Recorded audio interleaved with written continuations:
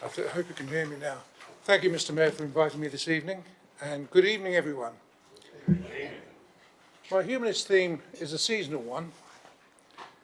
Christmas Day will arrive next week.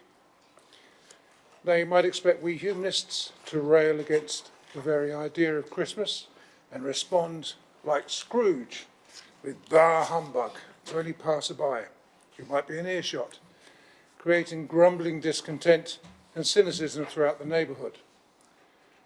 But it might come as a surprise that most humanists do celebrate Christmas. After all, it's a family event in the real world. But Christians have challenged me in the past by asserting that if I'm not a Christian, I should not be celebrating Christmas. And I have often answered with comments about Christmas originally being a pagan festival. But there is a deeper, more profound answer to that question. You see, the very assertion that Christmas is exclusively for Christians misses the point. That's because Christmas is a time of goodwill to all, and humanists can certainly buy into that idea. It is, or it should be, a time when men and women can put aside their differences and, as famously happened at the Western Front in 1914, even their weapons to one side. Of course, most religions have their own similar celebrations. Jews enjoy Hanukkah, Hindus have Diwali, Sikhs have Guru Nanak's birthday, Muslims have Ramadan, and with Zoroastrians it's Nowruz. All of these celebrations have one thing in common. They're meant to be times of mending, of reconciliation, of closing the gap between us. And humanity is the key word. Humanism stands for ideas that we all belong to the same family and that we all have the same worth. We are sisters and brothers because we are all from the same stock, the same blood, the same genes. It is our kinship that makes us all human, with the same needs, aims, and loves. And any dogma that tries to deny that fact is bound to be false. Festivals like these offer you, me, and every human being the opportunity to come together in love and shared humanity, and also the chance to always bear those sentiments in mind and keep that love in our hearts. Now, no humanist will pretend to know all the answers, and I'm certainly no exception, but I do know this. The challenge about why someone like me, who does not worship a God, should celebrate Christmas is a nonsense. These festivals of goodwill belong to us all, and in recognition that we are all human, with the same cares and woes, loves and joys, aspirations and challenges.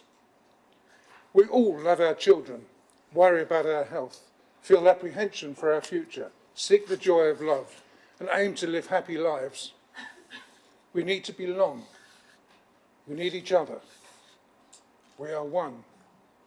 And even our various beliefs, sincerely held as they may be, should never be allowed to divide us.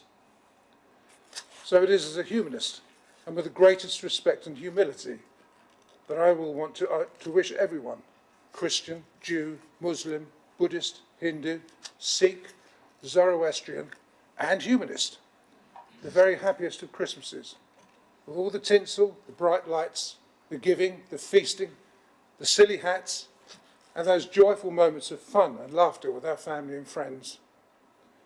My wish for the future, and for all those of you who represent us, is that one day a Jew will give a Christmas gift to a Muslim, and that a Zoroastrian will offer a happy Diwali wish to a Sikh. Because when that happens, we're all family.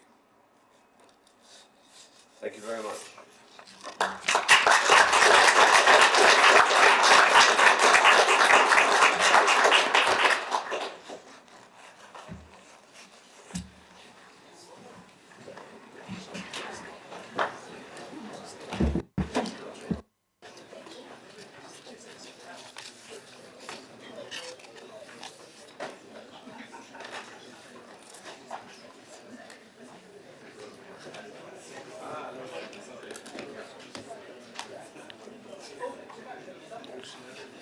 Good evening, everybody.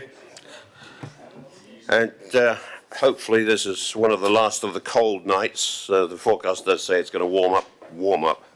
I get above freezing on Saturday.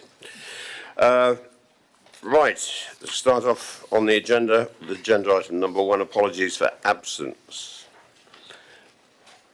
The update paper contains Councillor Gaskill, Councillor Golding, Councillor Court, Councillor Frost, Councillor Lee, Councillor Tomlin, and I believe that there's another absentee, is Councillor Howard-Sorrell. Are there any other absences to be reported? Nope, thank you very much. Councillor McCormack. Councillor Stephanie Grant. Stephanie Grant, thank you. I believe that will be noted another agenda item on the later on. Declarations of interest. Are there any declarations of interest or matters on the agenda? I see none. Thank you. Minutes of the meeting held on the 20th of October 22. I will move that the minutes of the meeting be signed as a correct record. Any part of minutes that can be discussed is their accuracy. Is there any comment on those minutes? I see none. I will sign them at the end of this meeting. Office of the Mayor and Deputy Mayor, item number 4. And I will read this for the record. In accordance with the method of choosing a mayor and associated matters protocol, members are advised that Councillor David Leeks is invited to stand for election as mayor at the next annual meeting of the council for the next municipal year. This is in order that the mayor-elect may have notice of his election. Members are asked to show their support. Are we agreed? Agreed. Thank you very much. The person next in seniority is elected Deputy Mayor at the annual meeting, and members are asked to note that Councillor Stuart Frost is the next senior member who has indicated his willingness to take up the role. Move on to item number 5, announcements. There's only one announcement I want to make. I held my civic day, as every mayor does, and we have former mayors in this room that know exactly what I'm talking about, at the Whitchurch Silk Mill. This had never been done before at the Silk Mill, but I consider that the Silk Mill is a jewel in the crown of this borough. It really is, and under some of the new management, they have really brought it on with the help of Heritage Lottery funding to improve it to an excellent state for both not only accessibility, an improvement for the visitor experience, but also to maintain the Victorian looms that are churning out some wonderful silk material. And I'd like you to note that there is one loom we saw 2 days ago that is being woven for the coronation for His Majesty the King. Now, bearing in mind the timescale between the proclamation and now, the order went into that silk mill very quickly, because it's going to take them quite a long time to actually weave this particular garment, and it's in a beautiful scarlet. I can assure you it's something very special, and it's a great honour for this borough and our silk mill to do it. Now, in addition to that, the Sue Taplas, who's the director of the silk mill, apologised to me as I arrived, and she said, "I'm sorry, Mr. Mayor, I'm going to have to go as soon as I welcome your guests." And I said, "Why?" I said, "I've got to go to Brighton because we have won 3 awards, very prestigious awards, given by, it's an organisation in the south of England for heritage places and people who manage these for excellence primarily." And they ended up with one of their individuals who organises the visits. She got a gold award. The cafe itself got a bronze award, and one of the other aspects of the shop and the Heritage Mill itself got a silver award. So it's something else we can be very proud of. I travelled across this morning from an early morning start. For those in Tadley knew, I opened the new Lidl this morning, and we went for a photo shoot at the silk mill with those particular prizes, and that will go on to the websites. Something, again, we can celebrate and be proud of in this borough. And I just thought I'd advise you this evening of those activities. I have no other announcements. I've been advised that the Chief Executive has nothing, and I will move on to item number 6.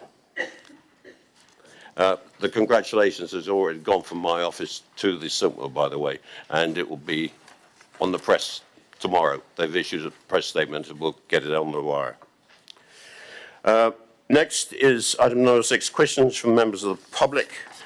And I invite Mr. Harrison from the Croquet Club, just to confirm, Mr. Harrison, that everything in the order paper is accurate. Mr. Mayor, members of the Council, thank you for inviting us to speak this evening. My name is Ian Harrison. I'm Secretary at Basingstoke Croquet Club, and with me I have Alex Ball, who is our Chairman. As I wrote the question, I'm doing the honours. I really wanted to say something about croquet, because it's a much misunderstood sport, which actually requires a great deal of skill. It's a game of strategy and it's a game of tactics. And it's something of a pity that if it ever appears on television, you see probably elderly people batting a ball through a croquet hoop, as the television producers might imagine it to be. That is as far away removed from serious croquet as French cricket is from Test cricket. Serious croquet takes a lot of skill. And in Basingstoke, we are fortunate that we have a lot of people who want to play croquet and play it well. In the text of the question, I've given you a little bit of resume about the history of the club, which was founded in 1984, and thanks to the goodwill of the council, found itself on quite a reasonable lawn at Down Grange, and that in 2015 it became very apparent that we were struggling because we could not have a second court. And we had discussions with officers of the council, and they very kindly facilitated a move from Down Grange to the Thornycroft Bowls Club in South Ham. Now, those of you who know South Ham will know that there are two croquet clubs, bowls clubs rather, side by side. And we thought that at the time we'd be able to use the other court for croquet. That has not been possible.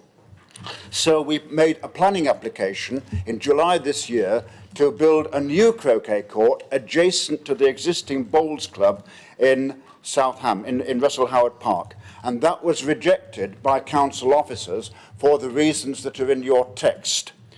Now, Mr. Harrison, you need to wind up, please. Yep. We believe that we can find a way forward if the council will be willing to work with us and to look again at the planning application and sit down and work out something as a forward plan. Thank you, Mr. Mayor. Thank you very much.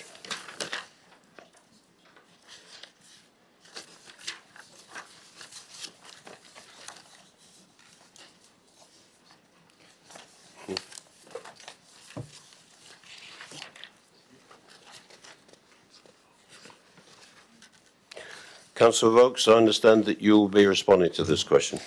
Thank you, Mr. Mayor, and thank you, Dr. Harrison, for your question. I'm very pleased to hear that the Basingstoke Croquet Club has seen a growing interest in croquet following the move from Down Grange to the Thornycroft Bowling Club, where the bowling lawn doubles up as a croquet court. The aspiration to continue to encourage further growth of croquet players in the borough is very welcome. For context, the Howard Park and Thornycroft Bowling Clubs are adjacent to each other in the Russell Howard Park. Unfortunately, the Howard Park Bowling Club does not currently have the capacity to share their lawn to accommodate a croquet court. It should also be noted that the council has supported both the Howard Park and Thornycroft Bowls Clubs with investment to improve clubhouse facilities and continues to heavily subsidise the maintenance of the bowling lawns. This year, the Basingstoke Croquet Club met with council officers on site to discuss a potential planning application to create a second croquet court adjacent to the current bowling lawns. Following consultation with the council's natural environment team, officers made the club aware that an application for planning permission on that site was unlikely to be successful, and why. Once a planning application has been refused, it cannot be reconsidered other than through the formal appeal process. However, that should not be the end of the discussion about future facilities for croquet in the borough. The sports infrastructure team are keen to meet again with Dr. Harrison and the club to explore other options, and I too would welcome an invitation to visit the club. It is, for example, important to analyse the current usage and demand for croquet at Thornycroft to understand the drivers for another court and to explore in more detail the reality of the viability of having two courts. An outcome may be that croquet would be better supported located elsewhere in the borough rather than within South Ham, where there is a shortage of publicly accessible green space. Thank you very much. Thank you, Councillor Vokes. Mr. Harrison, you have time for a supplementary question. Thank you, Mr. Mayor. I'm grateful to Councillor Vokes for her response. can I take it that she would be willing to meet with officers of the Croquet Club to discuss a possible way forward, and that she will commit to such a meeting? Councillor Oakes. Thank you, Mr. Beck. Yes, of course, I commit to that. Thank you. Thank you very much.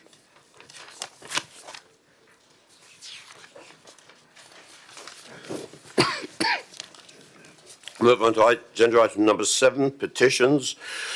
And I understand a petition from Dame Maria Miller MP. Good evening, ma'am, and you have 5 minutes. Can I thank council members, but also you, Mr. Mayor, for the opportunity to present this petition this evening, that Basingstoke and Deane Borough Council reconsider their housing targets to a more sustainable level in the upcoming local plan update. Building homes, Mr. Mayor, is important to the residents of Basingstoke. That's why we've built over 100 homes for over 150,000 people in the last 50 years, double the rate of the rest of the country. But the borough's current build rate of around 1,200 new homes a year, a level which is far beyond the needs of our community, is stretching the capacity of our community services, particularly the NHS, to breaking point, and has the potential to jeopardise our natural environment as well. The strength of support for this petition, which you will see in the numbers that have signed it, from local residents, show that residents want this rapid house building growth to be slowed down so that our local services, especially our local hospital and GP surgeries, have a chance to catch up and change so that they can cope with not only the increased numbers but also the changed demands of our local population. Building new homes at such a rate has left Basingstoke in an exceptional situation, and to address this requires an exceptional approach. We need the right plan for our borough, which can be achieved, I believe, if councillors use the exceptional circumstances and strong reasons provisions already laid out in paragraphs 61 and 11B in the National Planning Policy Framework. Excuse me, Dame Maria. Would we allow the Speaker to present the petition, please, without interruption? You stopped it, Councillor. Thank you, Mr. Mayor. If the council does not take this approach, we risk sacrificing the needs of our own residents for the sake of other authorities who have failed to build sufficient homes for their own community. When the last local plan was developed in 2014, and taken to inspection in public, I was amongst a few others in this room today to advocate to reduce the number of houses that are being built. That didn't happen then, but we have a new opportunity now with the local plan that's being developed to shift away from ratcheting up house building and year on year, and make sure that we are simply focusing on the existing population and their needs. These needs include expanding services for our rapidly ageing population, the regeneration of existing housing stock, new ways to access affordable homes, and safeguarding our natural environment, including the River Loddon. I hope that the additional clarification that I and other members of Parliament have secured from the government as part of the debates around the Levelling Up Bill in the House of Commons will help the council in their work. Particularly, areas like Basingstoke, which have historically over-delivered housing, will be allowed to take this into account in the future when preparing their local plan. That assessed local housing needs should be a starting point, not a finishing point when it comes to developing housing numbers, and that planning inspectors will be instructed to no longer override sensible decisions made by people in this room when it comes to planning applications, and that the 5-year land supply will be axed to remove the sort of appalling speculative applications such as the one that was rejected by the planning inspector today concerning Oakdown Farm. I would like to sincerely thank everyone who signed the petition that I've run, and the people of Basingstoke want to see a change in approach. The government has given councils throughout the country, including Basingstoke, a green light that changes to the planning process will make that even more possible. House building remains important in our community, but it must come from the needs of our community rather than simply making up for the inadequate house building in others. Thank you very much. And If I could invite you, Dame Maria, to present your petition. You've got the petition already? And I believe it will be addressed to the Head of Sustainability and Infrastructure. Thank you very much.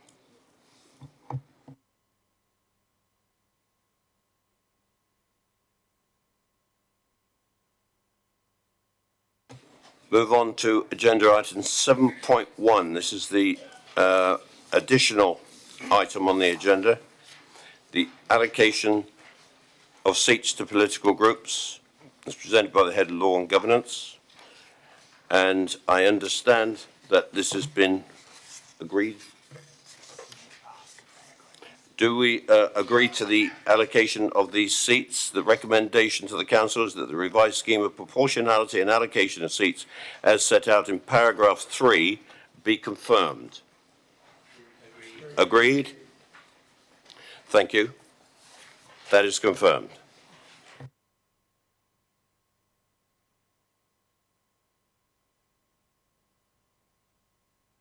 Moving on to agenda item number 8, resignations and appointments.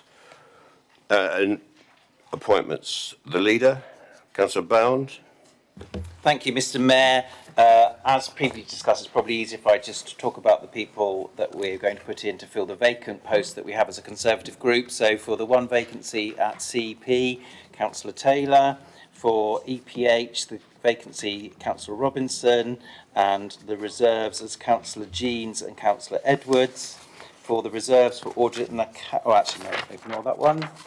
And I think the last vacancy we have is for a reserve for the Standards Committee, which will be Councillor McIntyre. Thank you very much. Councillor McCormick, do you have anything to add? No, thank you.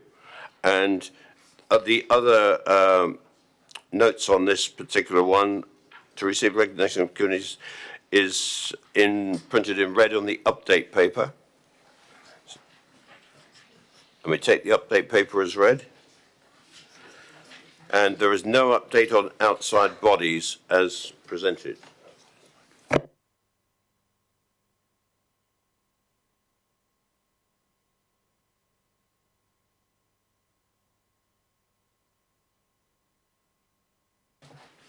The monitoring officer will just have a word with the leader. It's a matter of detail. Small detail.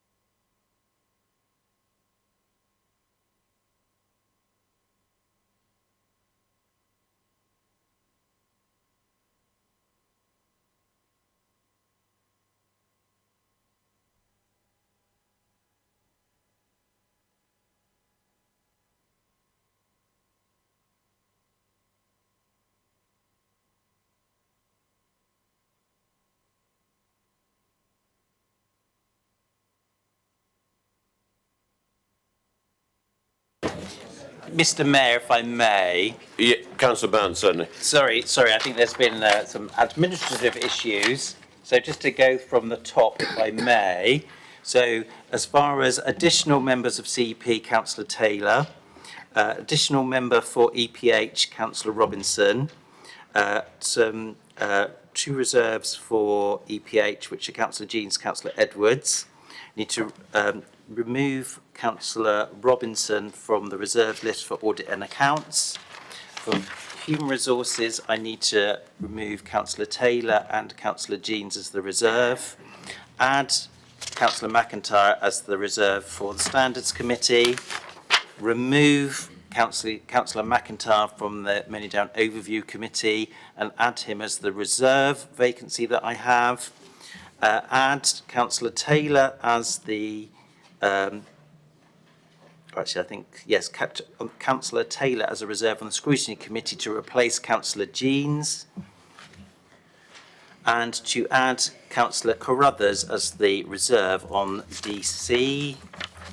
And then on Licensing Committee, 5, we're just removing Councillor Peters, and that should make us correct. Thank you. Are there any other amendments to the committees? No? Is that all? And that is all agreed? Councillor McCormick.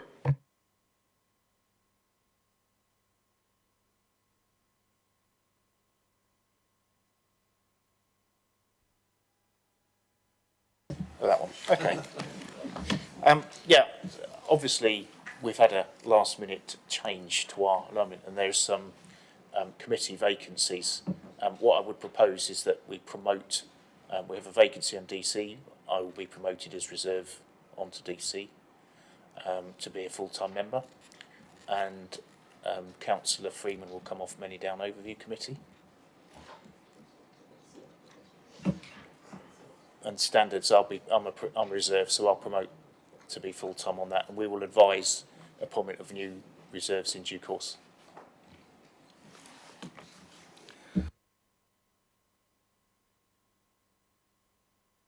Fine, and thank you very much, Councillor McCormick.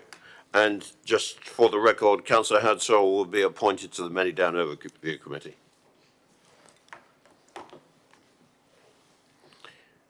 And I understand there's no amendments to the outside bodies at this council meeting? No? Fine, thank you very much. Move on to item number 9. And recruitment of an independent member of the Audit and Accounts Committee, and I invite Councillor Faulkner to introduce the paper. Thank you, Mr. Mayor. Just a few words basically in support of this report. I think all members of this council, and certainly members of the Audit and Accounts Committee, will at times think that local authority accounting and treasury management can be a bit of a mystery. For several years now, there's been debate about whether to have external experts stroke advisors as part of the committee to help members understand some of the more difficult aspects of the accounts and treasury management. As this paper says, there's a lot of support for the idea. One or two people, such as myself, used to say, well, it sounds good, but what we don't want to do is discourage members from sitting back and letting the experts just do the meeting. Or some members may feel intimidated by the experts and not participate out of fear of feeling foolish. So that debate's been going on for some time.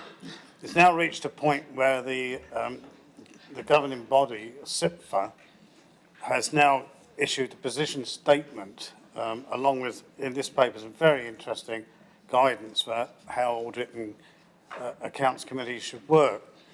And the position statement is that there should be 2 independent members of the committee who receive remuneration for being on the committee and participating and advising.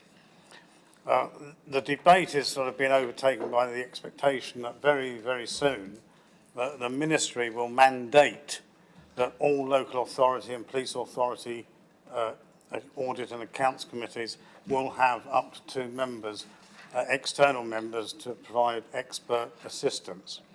So we will have to do it. So what this paper is saying and asking council to approve is let's make a start, because it won't be a quick exercise and we don't know how it will work out, because the expectation is these experts will get a remuneration of £2,000 per annum, but will they be prepared to do it for that? Well, we don't know. But this makes a start, gets us on the path, and the results will come back to council for final approval. Thank you, Mr. Mayor. Thank you very much, Councillor Faulkner. I will move this paper from the chair for approval and a recommendation, Happy to second it. and seconded by the Deputy Mayor. Are we agreed? Agreed. Thank you very much.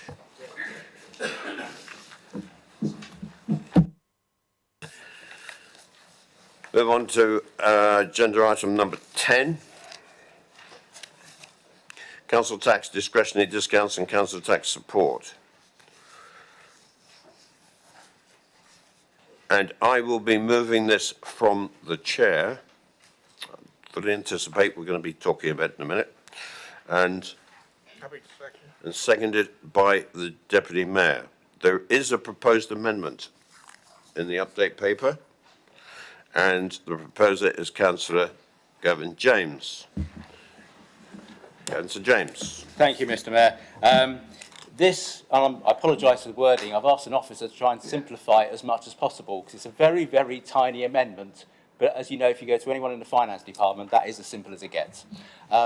This is a thing that potentially affects 14 residents of this borough at the moment, according to the papers we're reading. And it's born out of a bit of a casework I did. I went to visit a resident on my ward, Denise, and I can say her name because she's more than happy for me to talk about her story tonight. She's lived in the same property since 1978. Her kids have grown up there, her grandchildren were regulars there. Unfortunately, fire came. And unfortunately, when you have a fire, you also have a flood, because it's the only way the fire brigade can get rid of the fire. And it's not just the fact that the house was very badly damaged, her entire life was just washed away. 40 years of happy memories disappeared overnight. She's there, and she's in her 70s, she's sorting out with her husband. She has no roof. Most of the roof beams have gone. The house, I've seen all the builders' surveys, don't really understand them, but she's not going to be in there for another year. And so when she came to the council and said, what can you do? The council officers quite rightly went to the policies, look, we recognise this, you get a 50% discount, which I thought was fair. And I think this has come every year at this time through the chamber, and we've all gone, okay, yeah, fine, fine. And it's only when she said to me, well, my insurance company have put me in Southam. I've got a house over there, I'm living there, it's all good, it's a lovely house, really appreciate the insurance company, neighbours are lovely, but don't tell me I'm getting a 50% discount, because whilst I'm there, I'm paying full council tax. So actually, I'm still paying 50% extra.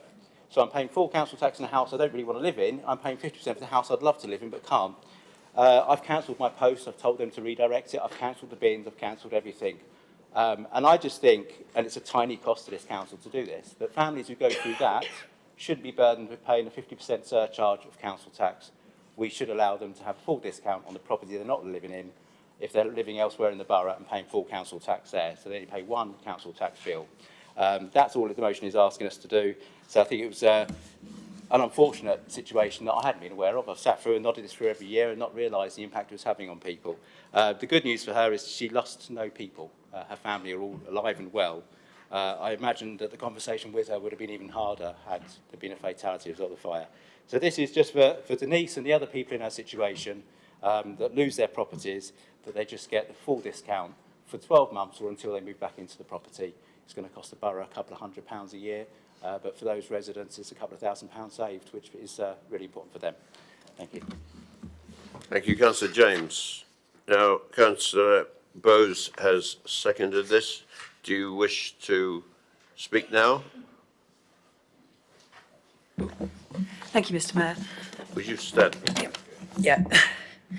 Well, as Councillor James said, this is an onerous charge to inflict on someone after already enduring the loss and trauma involved in fire or flood. And I believe there's another consideration we could take into account. Last June, 2 separate incidents took place over the same weekend.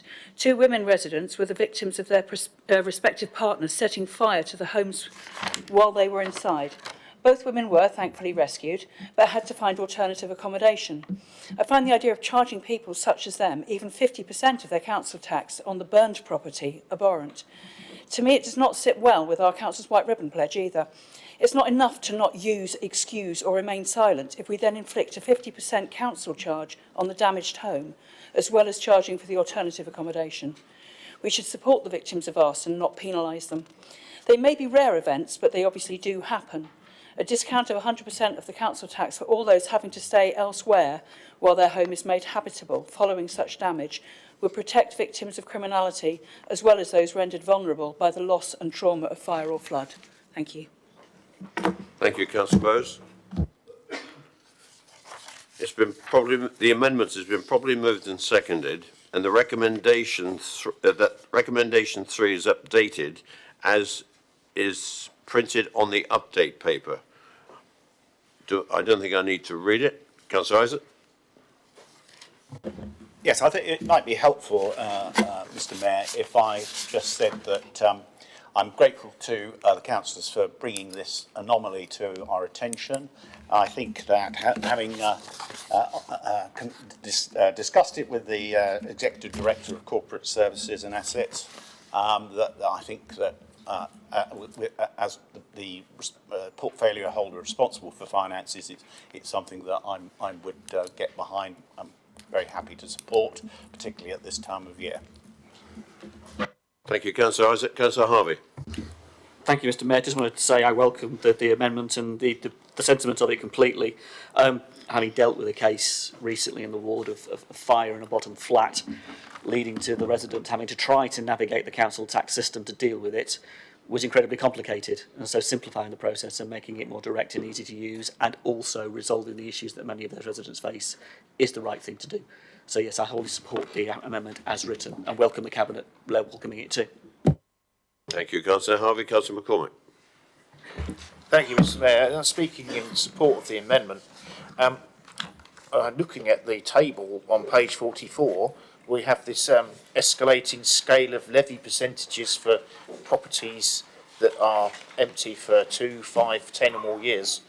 I have a particular property in my ward that is fire damaged and has been empty for approximately 5 years, and it has got water damage, and the building is in a serious state of deterioration to the extent that it will affect the integrity of the neighbouring properties. So I would like to ask a question that can have a written answer, which is, under what circumstances would we intervene to compulsory purchase a property to make sure that its structural integrity is maintained and the structural integrity of the neighbouring properties is maintained. I don't think levying people 200 or 300% of itself is enough. In some of these extreme cases, we may have to intervene.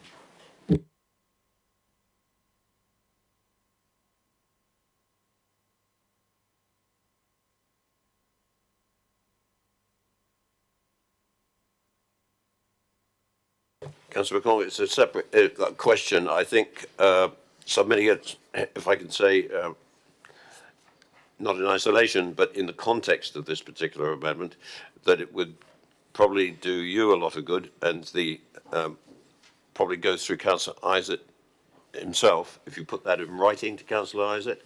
Councillor Isaac, would you be happy to accept that question and respond? I think that's the best way, Mr Mayor. Right, thank you.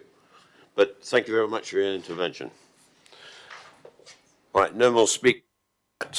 I'll pick up where I was going on this one. On the recommendation is what the amendment is all about, to update that recommendation 3. I'll read it if you wish, but it's on the order paper. And are we agreed to the amendment? Agreed.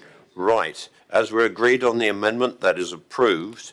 It's been moved and seconded for the substantive motion of this council tax discretionary tax support scheme. Is that agreed? Thank you very much.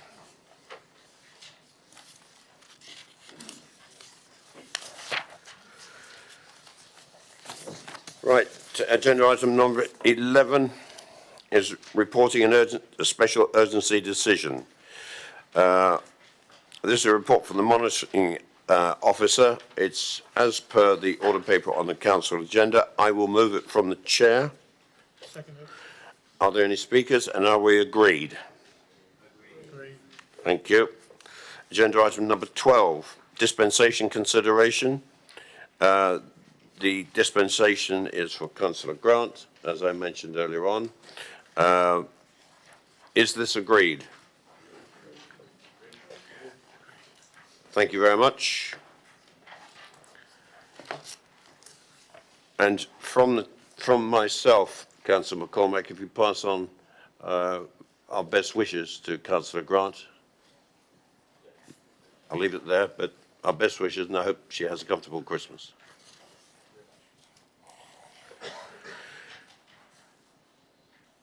Notice of motion is withdrawn. Item 13 is withdrawn. Move on to item 14. Notice of motion, Basingstoke Leisure Park draft master plan. And Councillor Freeman. Would you like to present it? Thank you, Mr. Mayor. We issued the master plan for the leisure park a few months ago.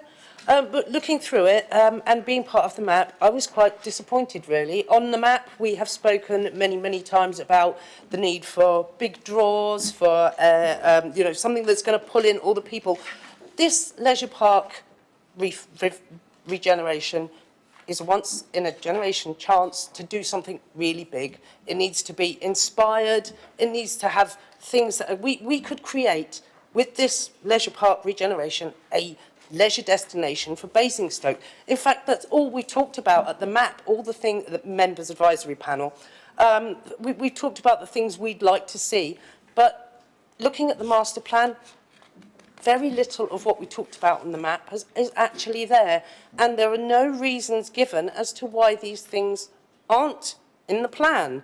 All we're asking with this motion is that we put a pause on accepting the plan and take it back to this drawing board. It's not good enough for our residents. We could have a vision here and have a leisure destination for the south.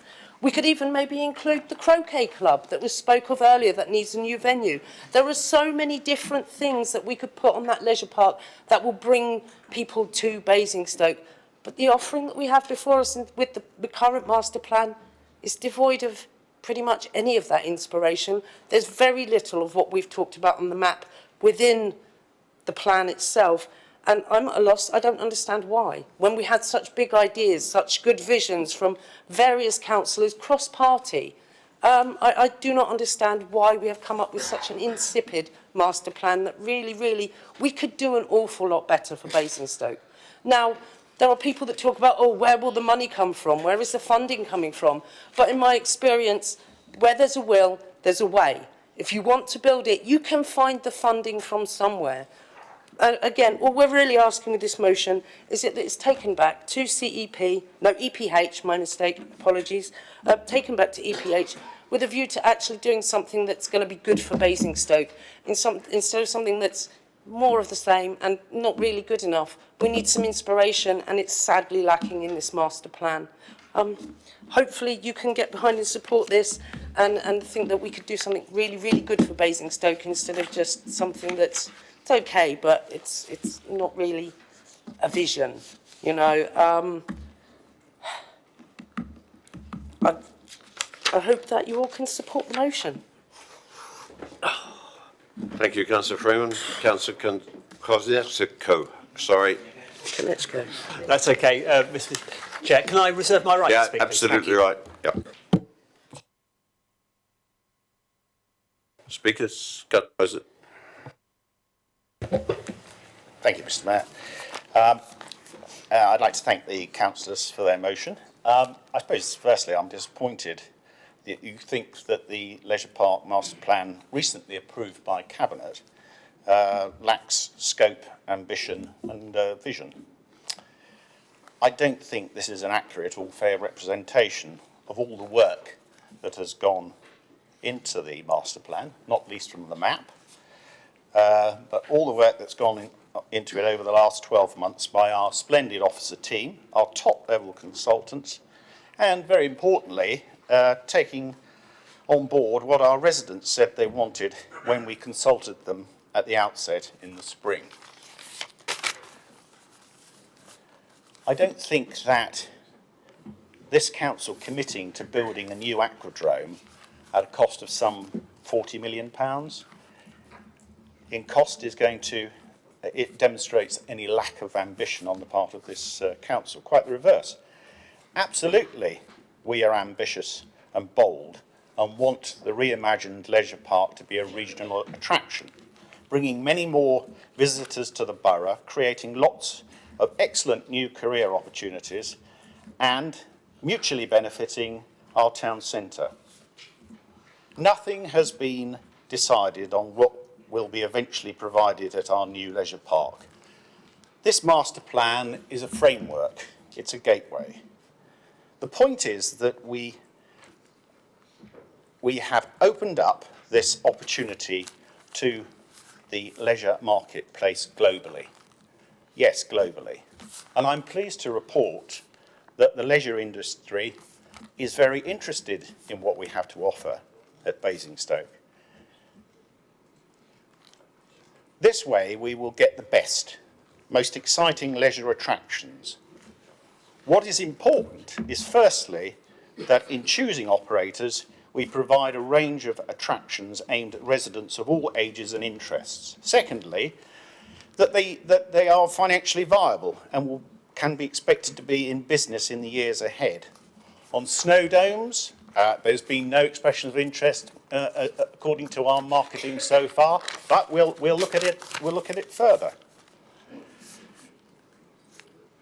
We've examined the case for a 50-metre pool in detail, but it is costly to run and limits other popular swimming activities. But we are ambitious. We're looking at a competition standard 8-lane, 25-metre swimming pool rather than the 6 lanes we've got at the moment. Yes, if a viable business case comes forward, we will consider it equally in terms of any approach from Basingstoke Town Football Club. We wait a business case to come forward from them if they are not happy about their current home. Yes, we are committed to making the new leisure park as carbon neutral as feasibly possible. The opportunities for heat and cooling exchange are exciting, but the challenges are also big, not least the energy required to heat a new aquadrome. Of course, we will comply with the more stringent policy, with more stringent policies in the new local plan. Yes, we want to make the most of the opportunities for improved public transport, including linking to the town centre and Manydown and the station. Better cycling and pedestrian access will be priorities in line with our developing transport strategies. You have 1 minute. Yep, thank you. We're now entering the exciting implementation stage. Yes, of course, we will continue to update and listen to the views of EPH and other councillor committees. And finally, to end, I'm hoping, councillors, that it will be possible in the coming months to make a major announcement which will prove just how amazing the new leisure park, the new leisure attractions in Basingstoke can be in the future. Thank you. Thank you, Councillor. Councillor McCormack. Thank you, Mr. Mayor. I'm speaking in support of the motion. I appreciate that work's gone into the master plan, but the master plan is really something that is not inspiring our residents and many of our councillors, and I think we should be aspirational, we should be bold. I don't think that we should be completely looking at, oh, is it going to be something that doesn't cost us that much money? I mean, we could spend no money, and then that would be something that we could perhaps put some case to say we've saved the taxpayers' money. But we should be bold on these things. We want Basingstoke to be a destination. So in terms of the Snowdome, well, okay, so nobody's expressed interest right now, but economically this country is in a bad way right now. I wouldn't expect people to be making speculative proposals at this stage with risk attached to them. But if you just look at what provision there is in the south of England, the nearest Snowdome is at Hemel Hempstead, and there's another one at Milton Keynes. And there are millions of people in close proximity to Basingstoke for which a Snowdome at Basingstoke would be the closest one. And the site lends itself, the site's on the slopes, the site would lend itself to that.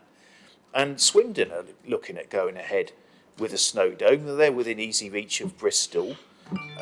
We're in easy reach of the towns on the south coast and the big cities, Southampton and Portsmouth. There are more, and the Thames Valley as well. There's more people in close proximity to Basingstoke than there are for Swindon. So we should be aspirational in looking for a regional draw that gets people back into Basingstoke. If they come into Basingstoke for something like skiing, then they'll go shopping as well, or they'll use our restaurants and pubs as well. So they'll make a day of it. So there'll be obvious economic benefits. Similarly, the 50-metre pool. And we should be aspirational. If we're going to be building a university, we're having lots of students that will be doing highly competitive sport that could benefit from using a 50-metre pool. And a 50-metre pool is what's used at the top level competitions. Let's be bold about this. When we look at what the provision is in nearby areas, there are not that many 50-metre pools within close proximity to Basingstoke. And similarly, in terms of the provision, all I would ask for is provision for a football stadium. Make it passive provision. Have some space set aside for it. I appreciate that at the moment the club may not have the financial muscle to build a large, 2,000 plus seater stadium, but in 20 years' time we might have a football club that has that financial muscle. And if we put this master plan into place, we only get one shot at this. If we put this master plan into place and we don't have the passive provision, then we're basically going to lock out that opportunity from Leisure Park for the next 50 years. So that's why I'm in support of this motion. Thank you. Thank you. Councillor Bowes. Thank you, Mr Mayor. Well, within the motion there is the thing about a multi-use stadium, and I am very much in favour of including a multi-use stadium and event centre at the leisure park. Such a stadium could be, I think, as the developers speak, a destination venue, helping to bring people to Basingstoke and provide a boost to the town's economy. It would give the opportunity to hold outdoor events, theatre performances, as well as the ability to hold differing sporting events, but especially a much-needed venue for our football team. I myself am not the greatest football fan, but many others are, and colleagues may well have noticed recently that it is a pretty popular sport that perhaps we could consider bringing home. My own great-grandfather, Johnny Holt, played football for Everton, Reading and England. He was described as one of the greatest and most popular players of the time. If I didn't speak in favour of this motion, especially the stadium, I would be letting down the memory of the little Everton devil. Thank you. Thank you very much. Councillor Williams. Thank you very much. I speak in support of this motion. I'm an advocate of actually a community sports hub being built at the leisure park. A community sports hub is a multifunctional activity where an artificial grass pitch plays a big part in attracting people. The work that's being done by the council, the Football Foundation and others has identified a need for 4 additional artificial grass pitches in the Basingstoke area. But actually it's not connected up and it hasn't identified the leisure park as a potential candidate for one of these extra artificial grass pitches. I believe that a community sports hub with surrounding activities linked to a multi-use artificial grass pitch would be a very attractive issue. an artificial grass pitch is available for 60 to 80 hours a week, and it can be used at any one time by up to 40 to 60 people, and that is a huge particular draw. What I would like to do is to draw lessons from my involvement as a director of Basingstoke Town Community Football Club, working with others to try and save the Camrose ground. And a key lesson for me was that that was lost because from the outset, we didn't work collectively together to make clear to Mr. Razak that the approach that should have been adopted was to say to Mr. Razak, if you are going to develop the Camrose, you need to make sure that a brand new pitch is made available for football in the borough. We didn't make that clear enough. We weren't strong enough in that approach. But the key thing was we didn't work in partnership. We all operated within our own particular silo, myself included. And I believe that actually, if we're going to make a successful, bold, ambitious picture for the leisure park, that means working effectively with the Football Foundation, with Sport England, with the Hampshire FA, and above all, this council pulling that together and making sure that we're not working in our narrow silo. Be ambitious, support this motion. Thank you very much. And that's your maiden speech.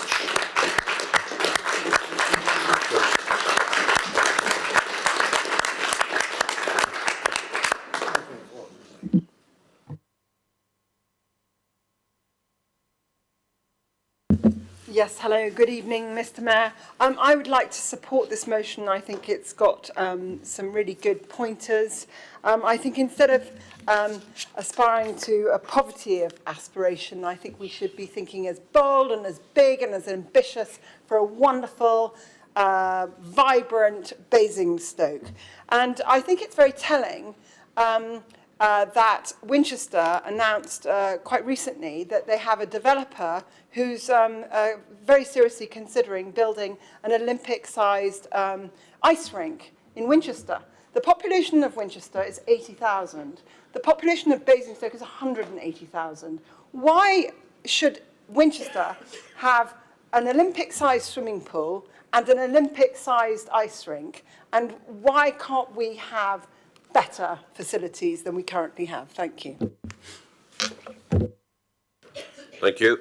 And Councillor Harvey. Thank you, Mr. Mayor. I was with you, Andrea, until you mentioned Everton. And being a Red, I'm sorry, that was just a line that got crossed in that regard. That's all right. It's all right, though. Some things never change, as they say. It's interesting, this whole debate about the leisure park, isn't it? Because I think this borough has been through the rigmarole over the past 15 years or so with leisure needs assessments in the early days of the first Conservative administrations when they started doing a proper analysis that led to a whole series of things, from 3G pitches being needed to reviewing Downgrange. There was a whole series of work done by our officers to point out what the leisure needs were of our borough. And then along came New River Retail, and they flashed their money and they flashed their wonderful glossy pictures. And certain people were seduced by that into the idea of what they thought that meant for our borough. And that came a cropper, didn't it? Rightly so, really, if you dig enough and dig into it as to what was actually involved. And that's all the history. And it's almost as if this is living in the shadow of all of that. And I guess that's the issue, isn't it? We don't want a second-rate leisure centre, leisure park. We don't want to have that poverty of aspiration.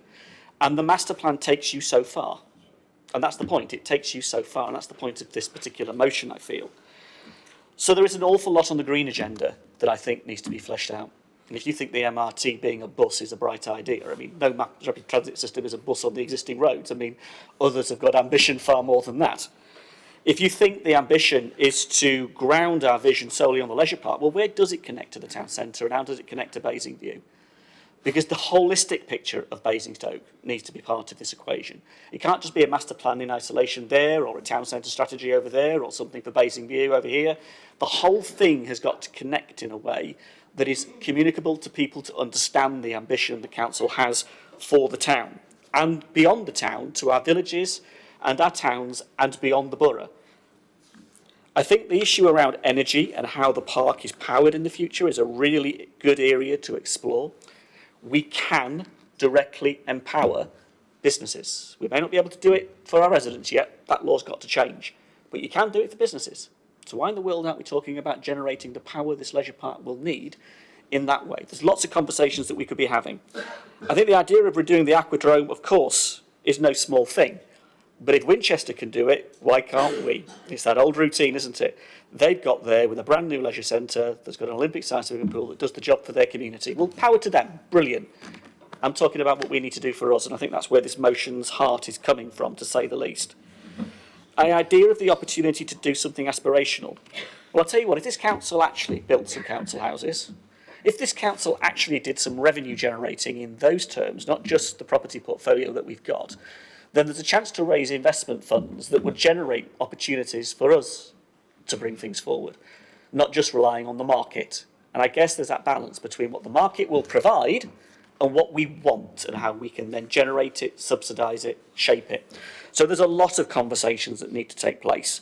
And the draft master plan at the moment is a pure starting point, but it doesn't go anywhere near the ambition colleagues are having and want to share this evening. And you can see it in those that have sat on the map, those that have spoken to Councillor Isaac, the way our residents have spoken in the survey returns they've given. And if we listen to them, we want to avoid that poverty of ambition, and we want the aspiration, really we want, for a leisure park that will be something to shout about, that links to the town centre and links to Basingview, that is something to shout about how Basingstoke is and can be prosperous and inclusive and engaging. Thank you, Councillor Harvey. Councillor Bound, you have 3 minutes. Thank you very much, Mr. Mayor. I will be brief. I think it's really important to put out there that I am going to support the motion. I think it's really important that we do not stop thinking about how bold and how we can generate that real interest in what can be delivered in Basingstoke. It is a framework. We will keep looking. It is about not closing anything down. And I just would like to deal with something that has been mentioned in the chamber, which is a report in a newspaper about Winchester and an ice rink. I met the leader of the Winchester City Council only 10 days ago, talked to him about that opportunity. I think we need to be very careful about believing what a developer themselves puts into a newspaper for an article and not treating it as fact. Thank you, Councillor Bound. Councillor McIntyre, and you will have less than 3 minutes. Thank you, Mr. Mayor. I think I'll be fairly quick anyway. I might surprise my colleagues. I'll support the motion as well.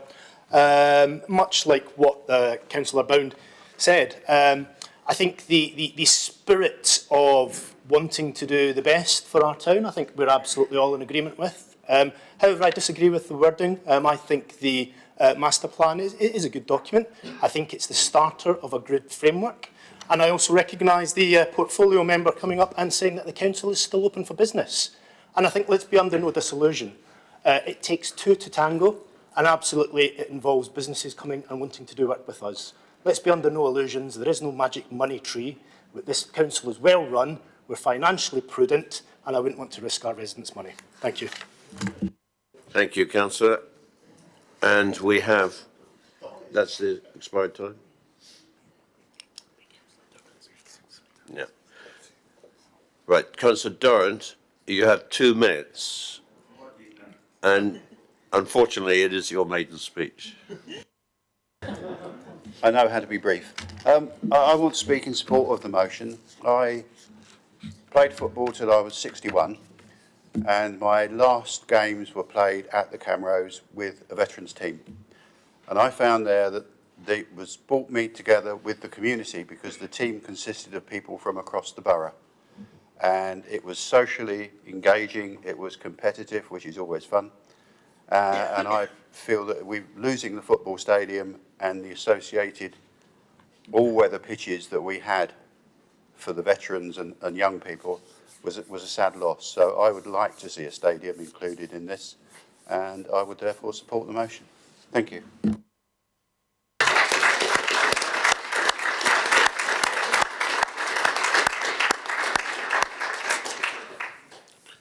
If I have no more speakers, I will call on the seconder to present views. Thank you. So from the debate that we've had this evening, Mr Mayor, it's quite clear how important the leisure park is to our borough. This motion seeks to capture that strength of feeling and transform it into some positive and tangible actions that will benefit our residents. I'm not going to repeat some of the persuasive arguments we've heard already this evening, but let me very briefly summarise why I believe that this motion deserves everyone's support. This motion has been drafted with input from all of the groups represented in the chamber this evening. It's genuinely cross-party in its origins. It's not a partisan motion designed for political point scoring, and it's certainly not a criticism of our wonderful officers. This motion asks us to create not just a set of facilities that will meet the needs of our growing population, but also a destination of which we can all be proud, and a destination that will attract visitors from the surrounding regions and benefit our economy. And this motion also gives us a chance to address some of the challenges that we face locally. A football club with no long-term home, a crumbling ice rink, a swimming pool that's been patched up but it's past its best, a shortage of engaging activities for our young people, a town centre that's struggling, and a climate emergency that we need to deal with urgently. The only thing stopping us from achieving these opportunities, from maximising these opportunities, is our own collective ambition. So let's set our sights higher and let's deliver a leisure park that our residents and our borough deserve. Thank you, Mr Mayor. Thank you, Councillor. I get a sense there's some agreement across the chamber for this particular motion. Are we agreed as per the order paper? Agreed. Thank you. The motion is carried.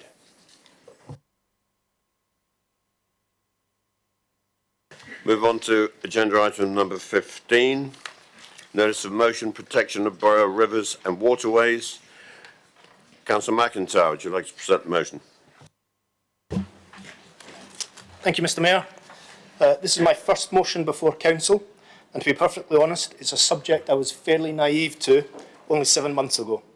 However, in those intervening 7 months, I have had the pleasure to be enlightened by a host of eminently qualified individuals on this subject. Individuals such as David George and Lawrence Holden, who have come before this Council and our various committees to warn us of the very tangible risks our borough's rivers and water catchments face.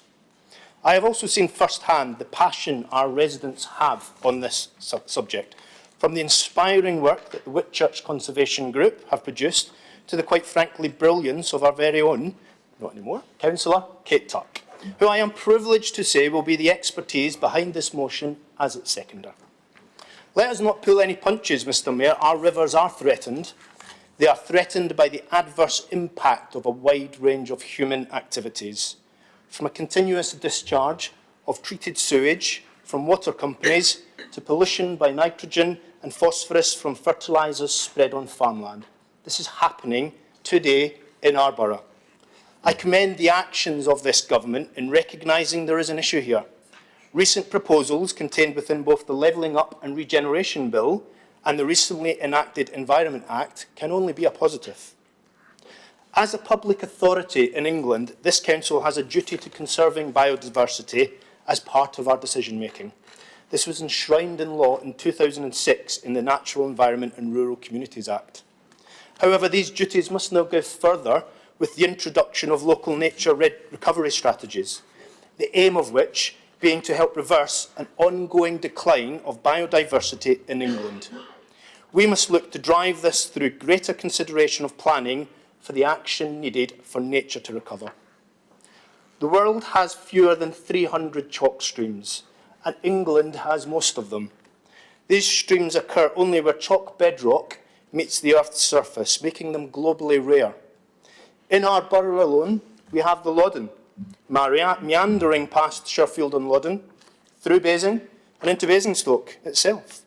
We have Weybrook in my own ward, the Test that travels on its merry way through Whitchurch and Overton, the Bourne that journeys through St Mary Bourne, and the Candover Brook and the Lyde.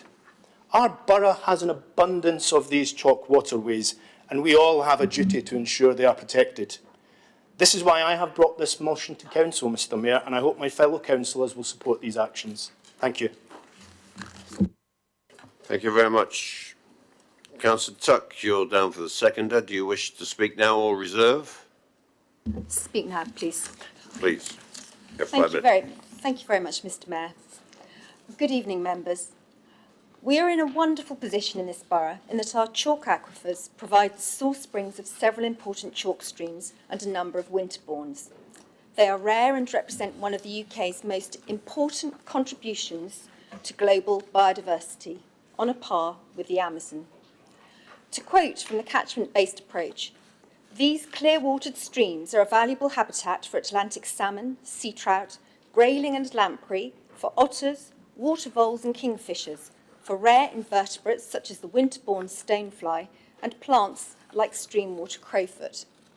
But they face considerable threats.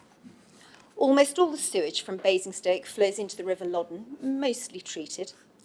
Thames water has improved from 411 hours of untreated waste flowing into the Loddon in 2019 to 8 hours last year, for which the efforts of the sewage treatment works site manager must be congratulated. The challenge of combined sewer overflows means that when the system is under stress, particularly during periods of heavy rainfall and saturated ground, Thames water cannot cope. Development brings pressures. A Victorian house next to me was replaced with 4 dwellings, but the single 4-inch sewer remained the same. I'm responsible for the drain rods in my household. It's at least an annual joy. I can tell you exactly what my neighbours put down the drains as it all reappears in my garden, wet wipes being the least of my worries. Members, we all know that Thames Water has a statutory obligation to provide sewerage and that they cannot say no to planning applications. And yet we are beyond capacity. Our local plan approved by the inspector requires the borough, the Environment Agency and Thames Water to monitor the water quality of the Loddon annually. Sadly, the Environment Agency decided to derogate from our plan a couple of years ago. This is unacceptable. We have just had a year of severe drought, with water levels never seen so low in... Just a note, members, I've currently got 6 speakers for this. You know we're limited on motions to 20 minutes. I'll just let you know that piece of information. Councillor Eachus, off you go. Thank you, Mr. Mayor. I would just like to say that I support this motion, which reflects local concerns, and agree to write the letters as requested in the motion.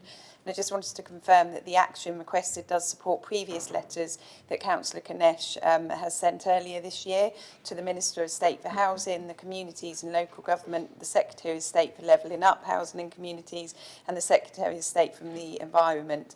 And all of those highlighted the water issues within the borough and urged the government to improve water quality, monitoring, regulation and enforcement and infrastructure investment. Through these letters, we hope the Council can continue to urge expediency in setting Environment Act targets, support the EA in their investigations into potential non-compliance by water companies regarding discharges at sewage treatment works, and support the implementation of the 25-year Environment Plan, which includes chalk streams as a priority for restoration. So I thank the movers of the motion, and we'll make sure those letters are all sent. Thank you, Councillor.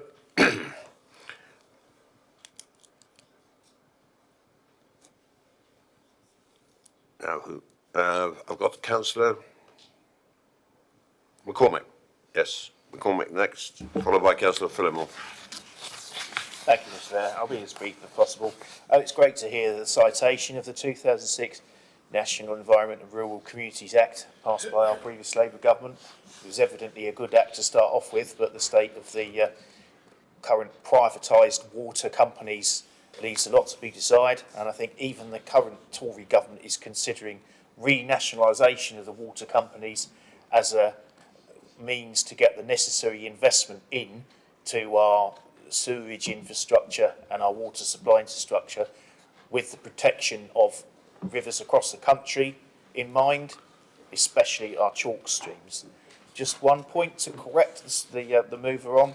When he described the flow of the River Loddon from Sherburn St John into Basingstoke, it actually flows the other way, flows towards Sherburn St John, towards Sherfield on Loddon, and then down towards the River Thames at Twyford. I'm happy to support this motion. I think it's high time that we did step up and make a bold statement in support of our rivers, because once they're gone, it's very hard to get them back into the pristine state we would like them to be in. We spent many decades with rivers nationwide trying to restore industrial pollution, and it's only in the last 2 or 3 decades that we've had any success in that, and we've started to see fish return to our rivers. And I'd hate to think that with what the threats that we've got to our chalk streams, phosphates, nitrates, sewerage, whatever, it would be a complete calamity if we didn't protect them. Thank you. Thank you, Councillor. Councillor Fillmore. Thanks, Mr. Mayor.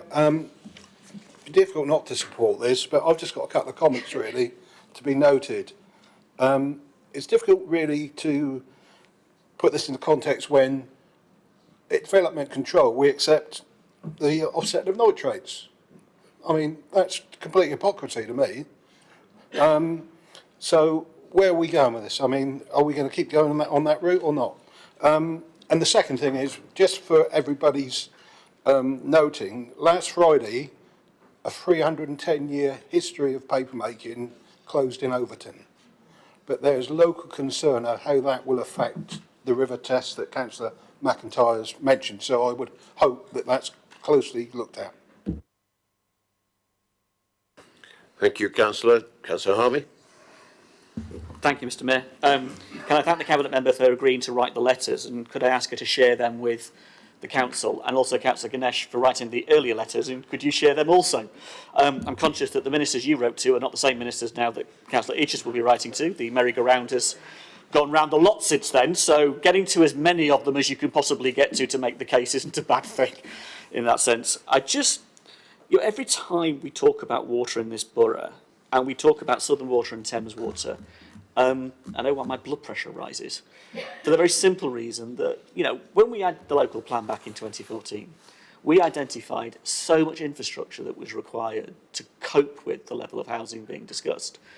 Not so that we didn't build houses, but that those houses were built in a way that had the infrastructure in order that they could be appropriate, that they had the schools and the doctor surgeries and the rest of it that went with it. And it's shocking to look back at that local plan and just see what has not been delivered by any of those providers, let alone Southern Water and Thames Water, who consistently fail to give us the infrastructure we need. And I think, it is worth mentioning, we've all got to be consistent on this. And so when amendments get put in Westminster, I expect our representatives to approve those amendments and not dodge them. I mean, the point was, the pollution that's come thereafter is directly their fault because they had it on a plate to stop it and they didn't support the amendments. So we've all got to play our part in this if we are truly to succeed in exactly the frame of mind that Councillor McIntyre and Councillor Tuck are putting this motion, which is 100%. The other point about the strategies, I think, which is interesting, particularly the rewilding strategy that we've all got to push through, is that I don't want it seen left to Hampshire County Council alone to be doing that. It is their bag. That's the way the law is written. But I don't want to leave it to Hampshire.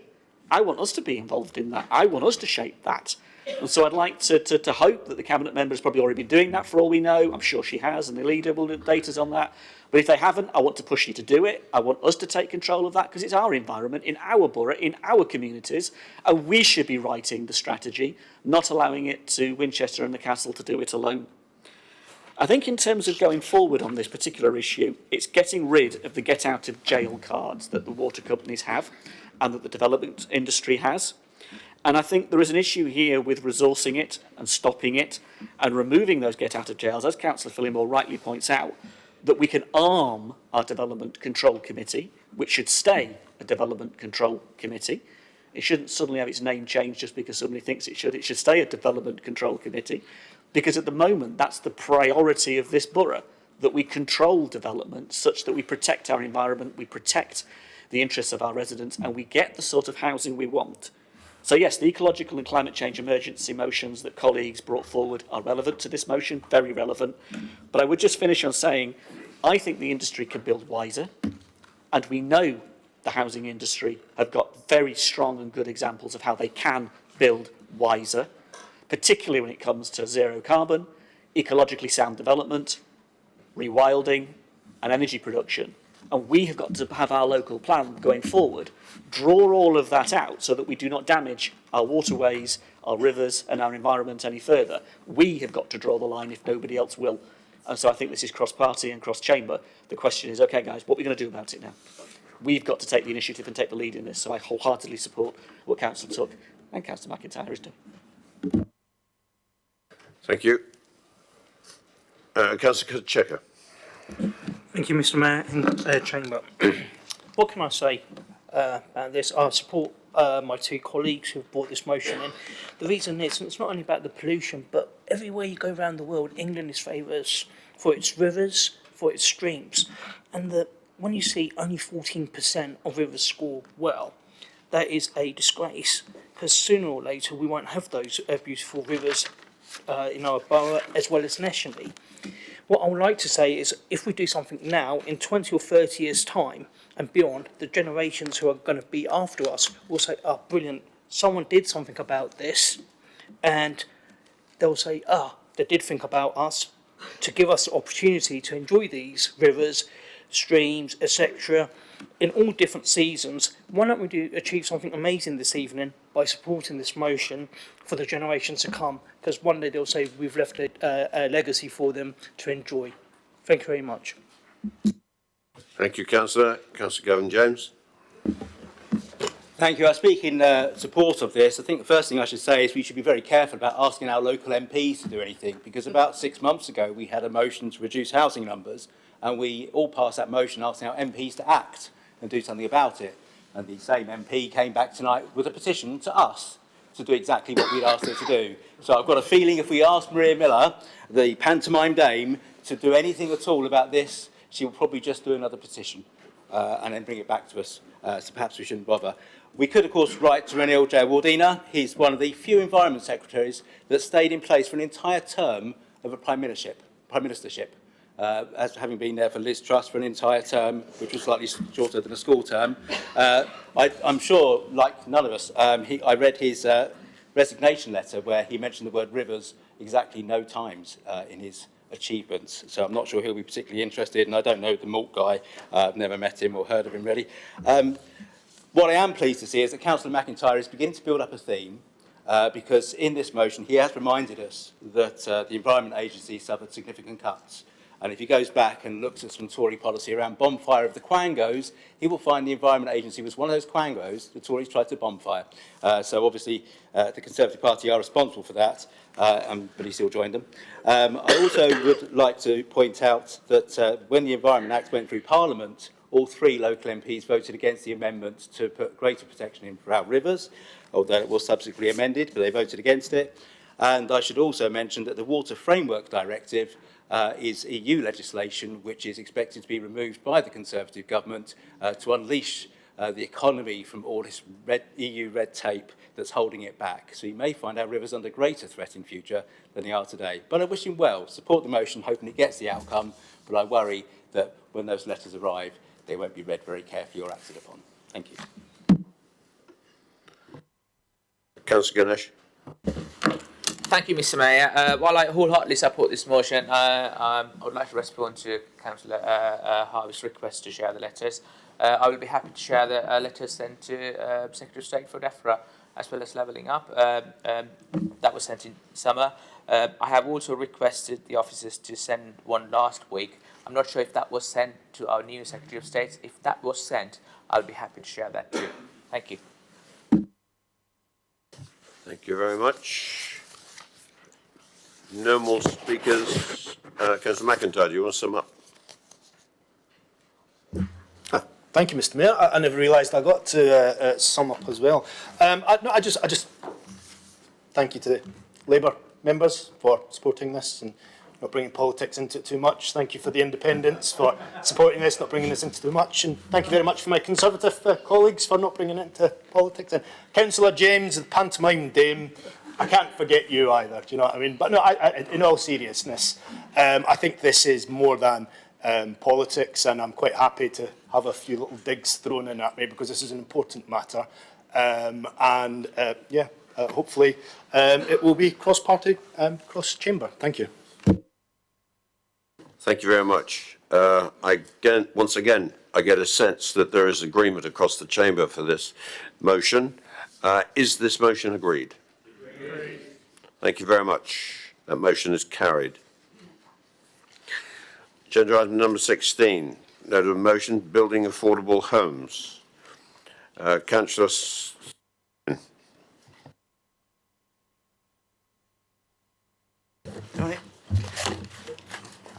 Mr Mayor, fellow councillors, the motion before you this evening, as printed on the agenda, is short but very relevant today. Unlike many of the earlier motions and the petition that we had, the passing of this motion will not result in our having to ask somebody else to take action. This will be in the control of this council to deliver. The word control might appear quite a lot in this statement, by the way. Since I rejoined this council in May and before, you've been discussing the issue of housing in our borough, and I've heard the frustration of councillors and the public on the number now being required annually. You have valid reasons for your concerns, but you have not offered solutions that will make a difference. The problems are: the numbers will be decided by central government. We have planning applications granted for some 7,000 homes that are not being delivered. House builders are not delivering because they do not expect to sell in the current market. Affordable homes are not their priority, but the homes being built are not the ones we need in our borough. So the common thread here is that we do not have any control over what homes are to be built, not what, not when, and definitely not where. As a result, we now have a waiting list of 4,482 people as of September 22, with 3,044 seeking one-bedroom properties, 716 two-beds, and 454 three-beds.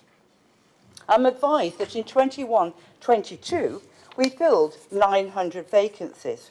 So to reduce this list will take a long time. And I'm sorry to say that things will get worse. Up to September 22, compared to the same time last year, repossessions in the UK have gone up by 91%. And that was before interest rates have risen to the levels not seen for years. With inflation and other pressures, that will be inevitably be more than will be seeking alternative accommodation, as they cannot afford the homes they now live in. And rents in the private sector remain high and are already beyond the reach of many people. The average age now for a first-time buyer is 37. If the median household income is around 31,000, and the average house price, according to the Zooms, etc., in the borough is over 350,000, it is not difficult to understand. Low interest rates have allowed borrowers to take on mortgages many times their salaries, but this recent hike in interest rates has now made it unaffordable for so many people to even get on the housing ladder. And it's not just the young. Many older residents would like to downsize, but might want to have an accessible home for the long term. But bungalows are not being built.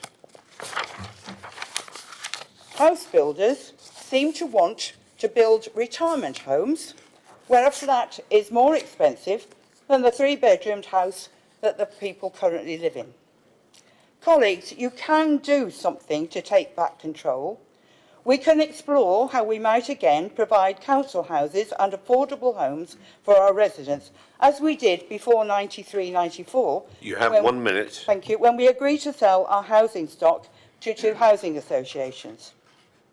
After paying off the debt, we got £65 million net from that sale. 10 million was used in 96 to secure land at Mellydown, but we haven't built a house there. And 2 million went to housing associations. The remainder went into our capital receipt pot and have been spent over the years, and nobody really can tell me what's on. Perhaps it's time that we put some money back into providing homes for people in our borough. The Cabinet, I was asked to amend it to ask the Cabinet to agree research into what we do. It shouldn't take too much time.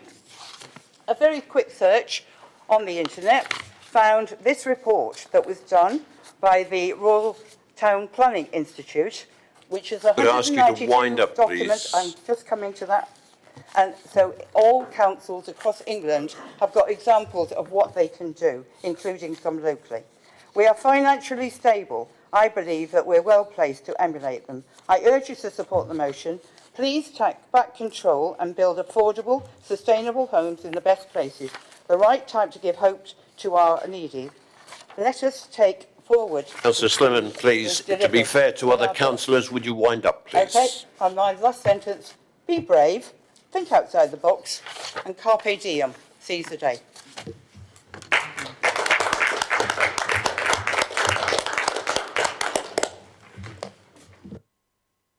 Councillor Cubitt, you're the seconder for this. Do you want to speak now or reserve?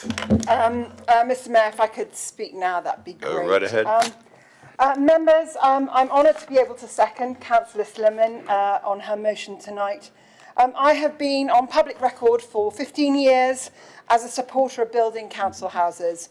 I believe that our borough should be building their own council houses and indeed should have built council houses with the money that we were paid from the sale of the housing stock back in the 90s.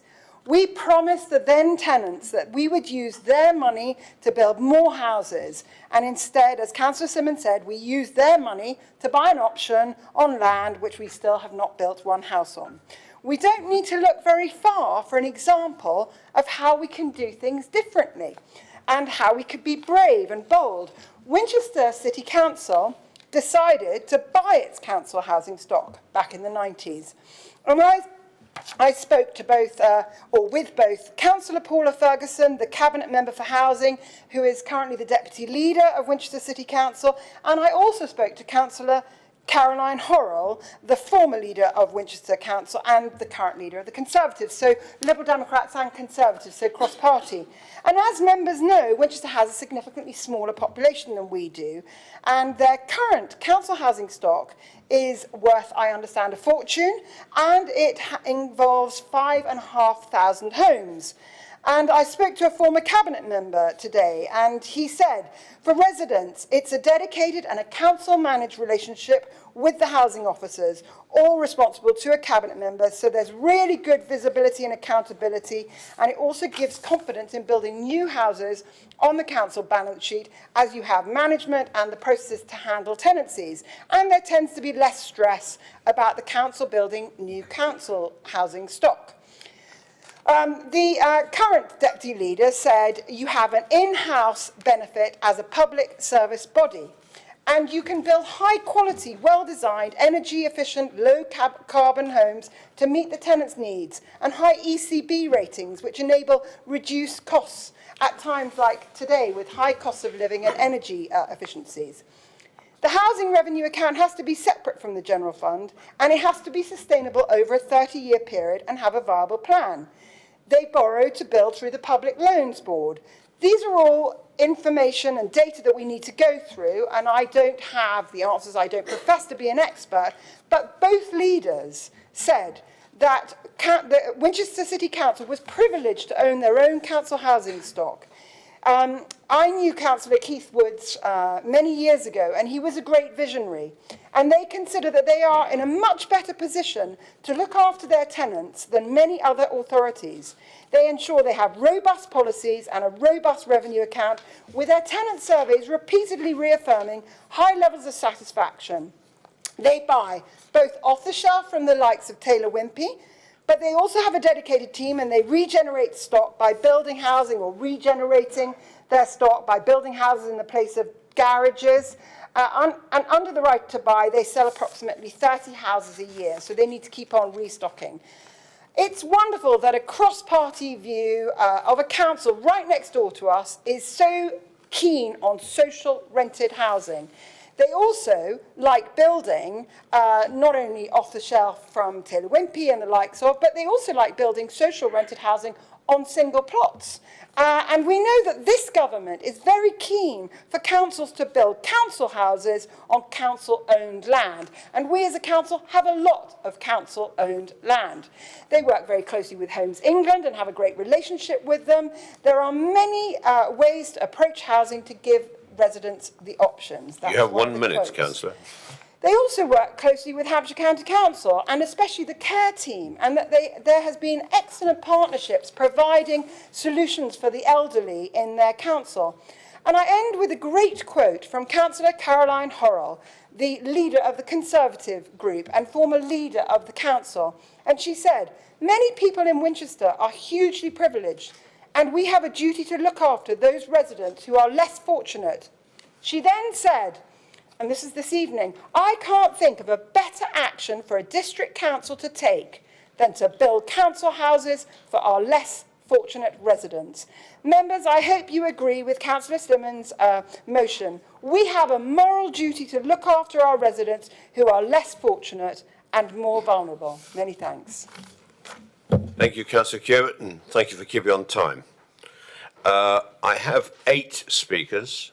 We are time limited. I just advise you. We'll see how we go. Councillor Fenimore.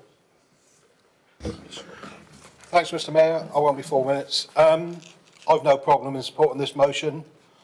I proposed a motion a few years ago for this council to invest in more residential property, a motion that was passed in this chamber, only to be continually ignored by the Conservative administration. However, there are no losers in this new motion. Both the council's finances and our residents can benefit from it. The current housing policy, as dictated by central government, is not fit for purpose, and it's been followed dogmatically by our current administration, even though it seems that the Basingstoke MPs now at a road to Damascus moment. Developers are allowed to bank plan applications, build at their own pace, controlling the market and abusing the notion of local democracy, delivering unwanted houses on unwanted sites across our borough. We need to take back control of where and what we build for our residents, at the same time receive a better financial return on our residents' money. These are extraordinary times, but these are not extraordinary measures, just common financial sense measures that encompass all our residents, not just those that wish to own their own homes. We need to acknowledge the support that social housing gives. The current idea of forcing residents in a private rented accommodation and deeming them to be adequately housed is frankly a mockery. It only massages the housing figures. Social housing should be there for anybody that needs it. Social housing should be more affordable than private renting and provide a more secure long-term tenancy with rents linked to local income. Housing needs to be a lifestyle choice. We need to acknowledge not everyone, especially those on low income, may wish to be aspirational and settle themselves with a mortgage, but just be content to raise a family in a safe and decent house. These ideas are not new, as others have said, and the motion explains they're being successfully operated in Winchester, Eastleigh and Southampton.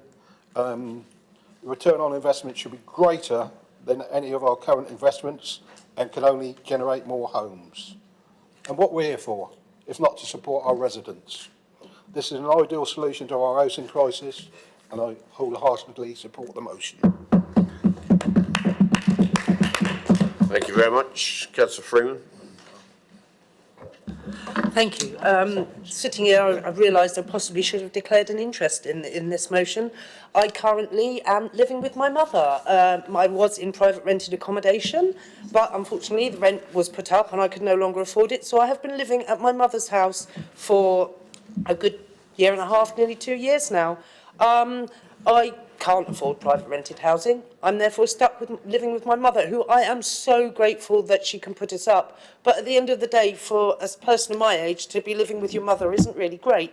So I would love for more affordable homes in the borough, somewhere that I can raise my son, that doesn't encroach on my mother.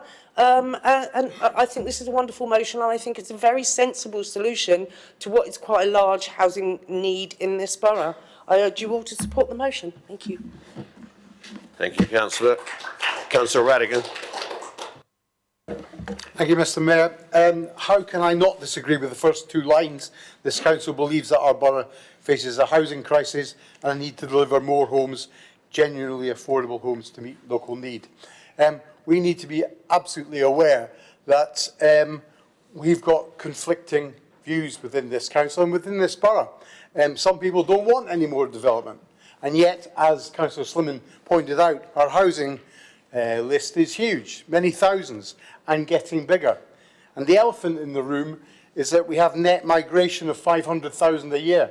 Where are we going to put those people? Because if they are genuine asylum seekers, they need to be housed properly. We have a duty in this council to look after everybody. But we also have a duty to make sure that our finances are in the best state possible. So for 30 years, we've improved our bank balance. And I think it is genuinely, we have let the market deal with it.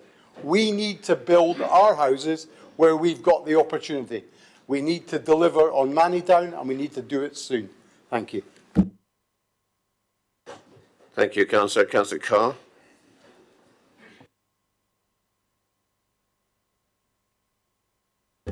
Mr. Mayor, thank you, members, for raising the issue of affordable homes. It gives this Conservative administration an opportunity to set out our record and to highlight our work to address the housing crisis locally. Enhancing opportunities is at the heart of this administration's purpose. As Conservatives, we believe in helping residents find an affordable home to call their own. With a home comes security, independence, and the space to start a family or build a business. And for those who dream of home ownership, the Conservative government has delivered financial products such as Help to Buy, and locally we've been promoting low-cost home ownership opportunities, including shared ownership opportunities, I should have said, sorry, and of course our innovative own home loan. Now, housing affordability matters. You don't need to tell me that. My generation feels that acutely. And helping folks on our housing register and supporting residents seeking an affordable place to rent is a top Conservative priority. And we are making considerable progress. This administration has exceeded the Council's target for new affordable homes every year since 2018-19, delivering 399 homes in 2021-22 alone. And for every one of those new social homes delivered, we retain the nomination rights, and so we are able to put our local residents first. And of course, I would say that by standing firm, we can ensure that developers meet our affordable policy requirements, securing the affordable rent and social rent properties that our residents need. Equally, residents seeking a social home in our borough face shorter waiting times than the rest of the Hampshire Home Choice region. In 2021-22, 900 homes were made available for letting, the second highest number of social housing vacancies available in any year in our borough for the last 2 decades. And we are committed to boosting these affordable numbers by working in partnership with our registered providers to deliver regeneration. Now, the opposition challenge us on this issue, but they cannot match our record. In the last 5 years, just 14% of homes delivered in Labour-led Reading were affordable, which compares to the 35% we've secured since 2018-19. Now, I've no objection to this motion insofar as it enables EPH to have a discussion about affordable delivery. However, I would counsel against this approach, council house building as an approach. It does not work as a model. It's neither financially viable nor practically deliverable. It would not serve residents of this borough. It would not reduce our housing register, nor deliver the more affordable homes than the current regime, which is of planning obligations and regeneration. This council could not secure the land to deliver new homes. So it is simply wrong to say that it would grant us more control than we have right now in terms of location. We could not compete with the land promoters or the large-scale builders who have that capital to leverage. Nor could this council secure the human capital, the staffing to deliver these homes ourselves. Let's not underestimate the significant development management, technical, environmental, and financial expertise that's needed to build homes. Only the private and the registered provider sector are in a position to train and retain that expertise. Let's not try and replicate that. Let's do our job as a local authority and ensure that the planning system delivers for our residents. Now, where I agree with the proposer, 1 minute, seconder, councillor. is that in today's Basingstoke and Dean, affordable is not affordable enough. And it's in an expensive market, let's be frank. Affordable rent is still very expensive. And so we're very conscious of that as an administration. So we are actively working at the moment to see how we can place greater preference on social rent in our policies moving forwards. So thank you very much for raising this issue. The only small point I would raise at the end is that the population of Winchester is 127,500, not 80,000, but what's 50,000 between friends? Thank you, Councillor. Councillor Basham. Thank you, Mr. Mayor. Thank you, Councillor Rattigan, for drawing attention to the commercial realities of building social housing. Thank you to Councillor Carr for drawing our attention to the track record of this administration and I think his words were that it's economically unviable to build council housing. I was rooting through some audit committee papers going back a while today, and I stumbled across something that I thought would be quite useful for this conversation tonight. JLL are this council's commercial property advisors. They came to an audit committee in March 2021, so what's that, 20 months ago? And when JLL were questioned about our property strategy, and in particular they were questioned whether pursuing more residential opportunities, and I'm reading this direct from the minutes, whether pursuing more residential opportunities was a viable option. JLL advised that it was predicted to be the biggest investment sector over the next 20 to 30 years, and that residential investment provided regeneration, long-term income, and had attributes to produce capital. This is the epitome of socially responsible investment. It meets the social requirements of the people on the left of this chamber, and it meets the financial requirements of the people on the right of this chamber. Thank you, Mr. Mayor. Thank you very much. And Councillor Ashfield. Good evening. In April 1978, my parents moved with me, just a few weeks old, into 45 Fairfield in Whitchurch, a council house. And that was our family home until 2021.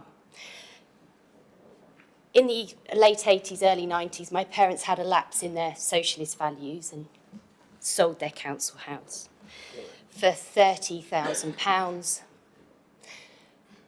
And I think about the amount of income that this council could have earned in that 30 years. Not only that, but they would be sat on an asset that I know is worth today £450,000 and would still be earning a rent. That's kind of simple maths, but it's the reality. And the other reality, just sitting here, I Googled office space in Basingview, and through various different agencies, there's perhaps a dozen or so office spaces available. And how, goodness knows how long those leases have been available to rent. The fact is, my employer, based on Basingview, has recently extended their hybrid working policy. So residential is now commercial property. People are now working from home. So on so many levels, this just makes absolute sense to me. I just want to finish by shouting out to Councillor Freeman. Tonight isn't the first time that Councillor Freeman has offered some insight into her own life to actually give us all a very real view on what is going on out there. So thank you very much. And to meet you there, I also live with my mum, and I feel very lucky to do so. Thank you.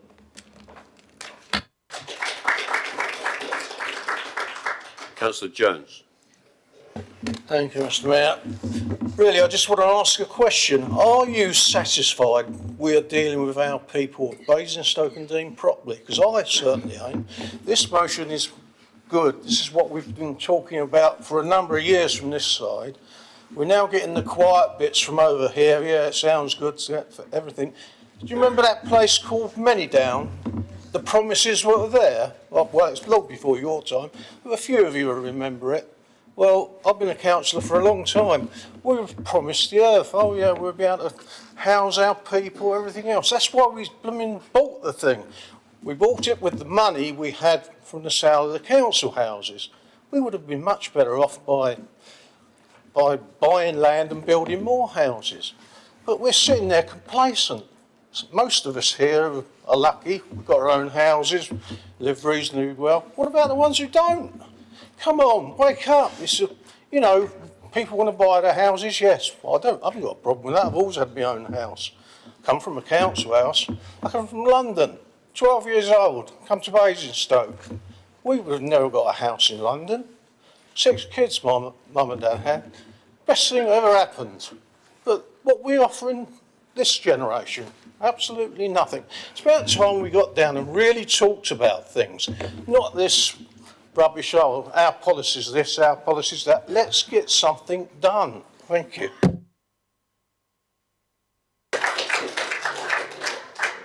Councillor Kosneska. Thank you, Mr. Mayor.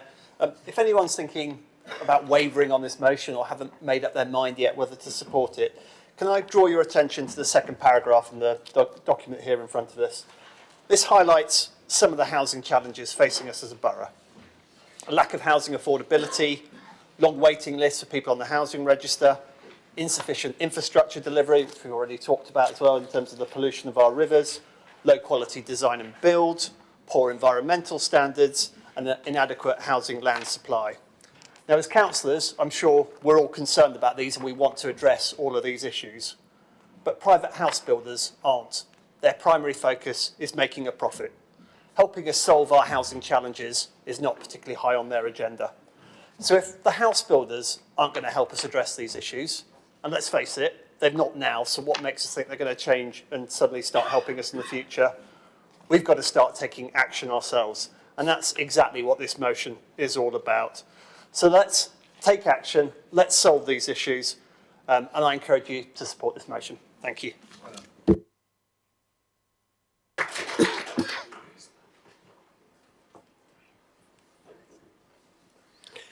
Councillor Harvey, you've got less than 3, or just about 3 minutes left. I don't think I'll need that, Mr. Mayor. I wasn't going to speak on this motion because I've already spoken on the other two tonight, and I support this 100%. And how many times have I stood in the chamber and said the same thing that everybody else has been saying? But when Councillor Carr stands up and lists off the amazing achievements of the Conservative administration over the last 16 years, I'm sorry, but I don't know what parallel universe you live in. But my goodness me, that isn't the reality our residents are facing in social housing, in the rented sector, the bloated rented sector in Basingstoke, because that's the only thing that's on offer. And when we put them there, they've got no choice of getting back on the register. They've got no choice of getting back around onto the housing situation that they're facing. They're trapped. Let's not forget, a lot of the housing that has been built has been 1- and 2-bed flats. That ain't exactly the cleverest of affordable housing to be building and sticking families in 3- or 4-storey blocks of flats, is it? Really? So our record isn't the rosy picture you paint. And in fact, if anything, I'd just like to take us back to some of the things that we did do as an authority, working with our partners. And it was Sentinel at the time, still sovereign. But we built and regenerated Oak Ridge, submitting nearly £13 million of our own money as an authority, with our capital receipt reinvested to make it happen and make it possible. Your 399 that you mentioned, it wasn't down to your administration. It was down to ward councillors working with our officers and Sentinel delivering New Horizons. Yes, you've taken the credit for it, and I'm not going to fight you over that, because you were in power at the time. Fine. But by hell, you didn't do it all on your own and a big tick in the box for you. Local residents worked with Sentinel, who worked with us as ward councillors to regenerate their community. It happened in Bishop's Green as well, all those years ago in Bishop's Green. So this council has a very strong and very good record when it does put its mind to it to deliver socially affordable housing, housing to buy, and intermediate products. And if we don't grasp this, and we just play the ideological games, we're going to go round and round in circles for the next 16 years. So I say enough is enough. Let's pass this motion, let's get on with the job, and let's build some houses. Thank you. Councillor Ganesh, you did give way, as did Councillor Harvey earlier on. You have about 1 minute, just over a minute, if you want to say anything. Thank you, Mr. Mayor. While I would like to agree the essence of this motion that we should be building more affordable homes, I just would like to mention that as an administration, we have delivered over 35% of affordable homes, while some of the neighbouring authorities around us, namely Winchester, which was mentioned, delivered half the amount of houses and still build less affordable homes. And the other authority, the Reading Council, built just 14%. So it's not about politics, but we all agree that we should be building more affordable homes in the borough, and we all agree on this motion. I'm happy to support that. Thank you. That concludes the speaking time. Councillor Slimman, do you wish to sum up? Thank you, Mr. Mayor. I'd like to point out to Councillor Carr that when you come to Cabinet, that this document, I'm presuming that you think the Royal Town Planning Institute might be a reasonable place that they've got information.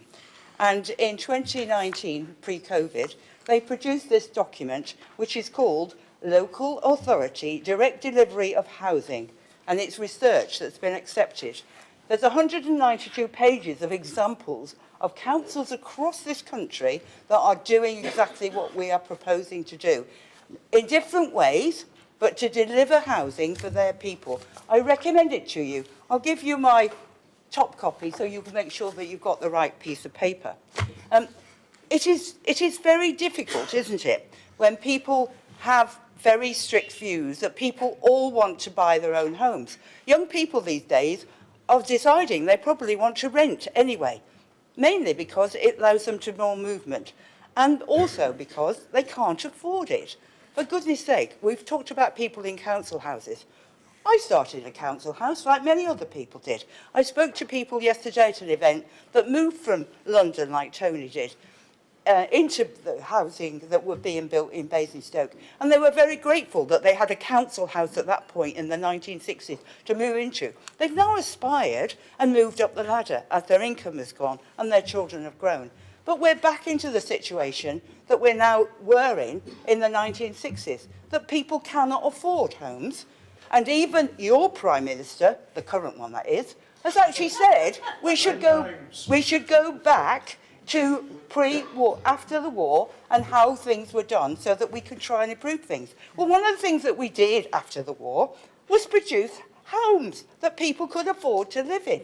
So why are we not doing it now? We've got land. Tony's referred to, Councillor Jones has referred to Manydown. I haven't actually said that we should look at Manydown, but that's in my head. We have got land, that's why we bought it. And it's viable and people make money out of it. And we will get the revenue and we will be able to spend it. Yes, we'll have to take on some people to do this work, but that will all be generated. This council is not broke. This council is financially viable, more so than many other in this country. And we should be putting our efforts and our money into providing decent homes for our people. I rest my case.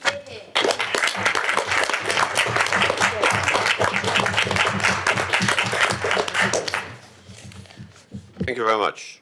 It's been moved and seconded, the motion. I'll try it for the third time.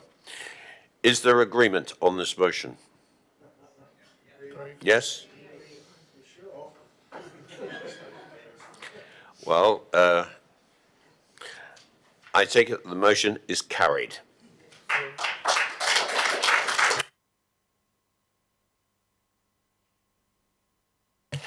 Right, we're going on to item number 17, but just before we start it, I'd like to invite all members in this chamber back to the parlour when we finish this meeting tonight for some Christmas refreshments. Right, questions from members of the council on notice. Councillor McIntyre. And the sequence here, you have put the question, and there's 2 minutes for the answer, 1 minute for the supplementary question, and for the supplementary answer. Off you go. Thank you, Mr. Mayor, and please do keep me right if I go off on a tangent here. I will be brief with this question.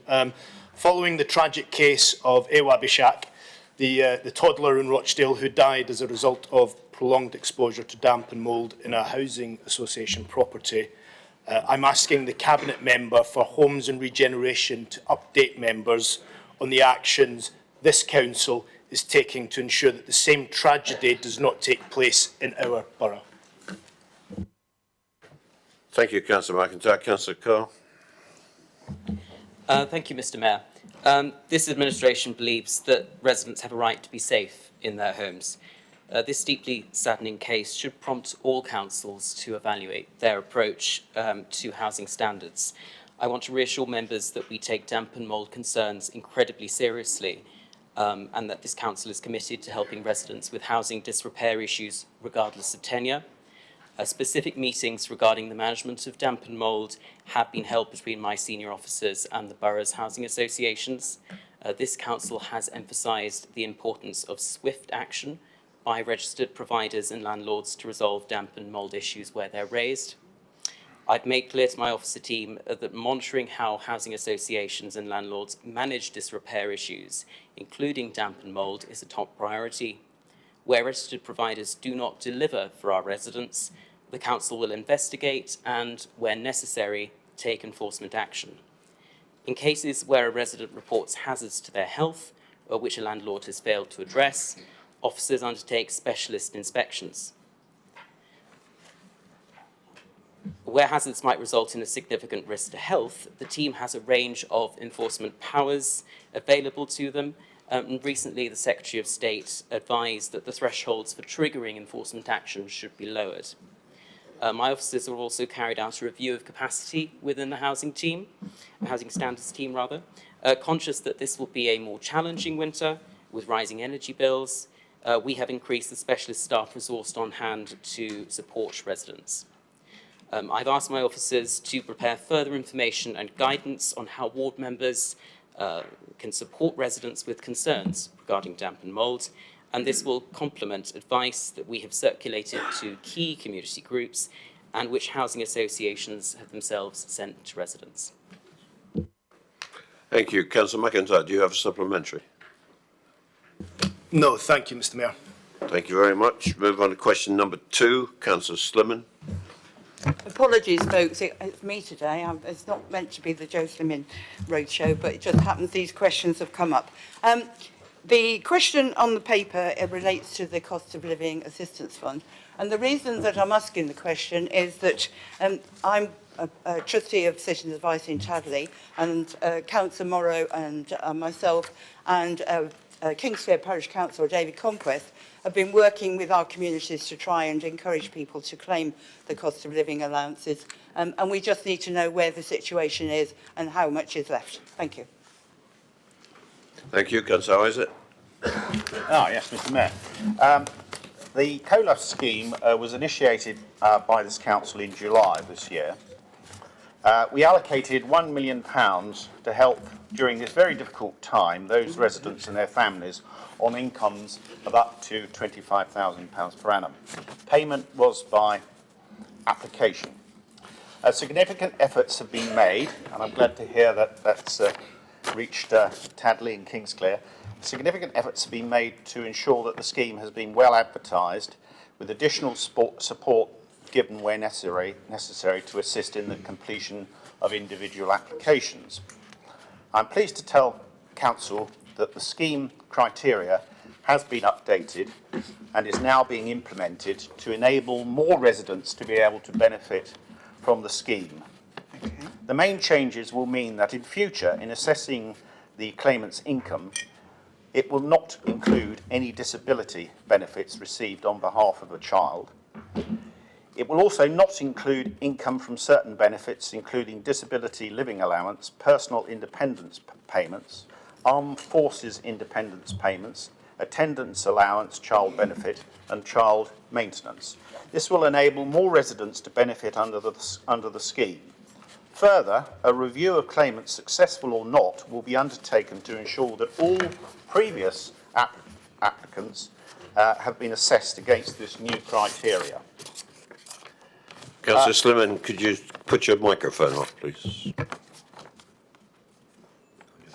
Further, £55,000 of the COLAF allocation of £1 million has been allocated to support the running of the two Citizens Advice Bureau organisations in the borough, recognising the significant amount of support being given by them in relation to the cost of living crisis. To 12th December 2022, Mr. Mayor, sorry, given Would you sit down, please? No, because it's a point of order, actually. No, It is a point of order because you were very, very strict on our visiting speakers and the times, and you've been very strict on everybody, and you've now allowed both cabinet members to overrun on their times. Would you please sit down, Councillor Cubitt? I'll try and move this forward quickly. I think this is wind up, yes. Councillor So Isaac. it's 2,148 applications. Applications have been received from all wards. 783 applications have been paid at a cost of £459,350. We're currently waiting for... I think that's enough. Yeah, Thank you. but Mr. Mayor, this is important information that has been asked for by Councillor Slimming, and I'm just doing what I'm being asked to do is to provide the information this evening. Unfortunate. Councillors, please. No, Councillor Jones, just hang on a second, please.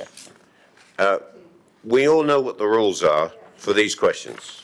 Thank you very much. May I suggest that whatever you have in your speech, if you could provide to Councillor Slimmon in writing? That's a good suggestion, and if I may, I'll supply it to all councillors because I think they'll all be interested in hearing that information. Thank you. That's a very good suggestion. Thank you very much. Councillor Slimmon, do you wish a supplementary? And please no. be aware of the timings. Yeah, I would just be grateful if that could be put in writing so that we can all see it. Afraid we can't write quick enough. And I certainly would like to record my thanks to the fact I'm aware that Citizens Advice Hadley had 14,000 of that money that's been allocated because they are doing a fantastic job in supporting people with their claims. Thank you. Okay, there's no question there, but I accept that, and everybody will get that answer in writing. Thank you very much.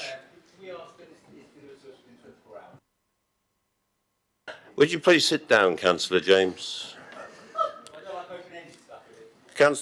Question number 3. Councillor Slimmon, you have another question. Thank you, Mr. Mayor, and apologies to people. This has come via Tadley Town Council, which I'm a member of, and we noticed that, in fact, the schedule for leaf clearing in Tadley has again slipped to the end of the list, and that when we looked at the schedule, we realised there was an awful lot of discrepancies between people that got it. In the town and on parish areas, you get 2. In the parish areas and the rural areas, we only get 1, and many parishes, including part of my ward in Pamber, get 0, and part of others also get none. There seems to be an awful lot of anomalies. I would ask if the Cabinet member would have a look at this and come back with some ideas of a better schedule to save the members of our public falling on their derrieres. Thank you.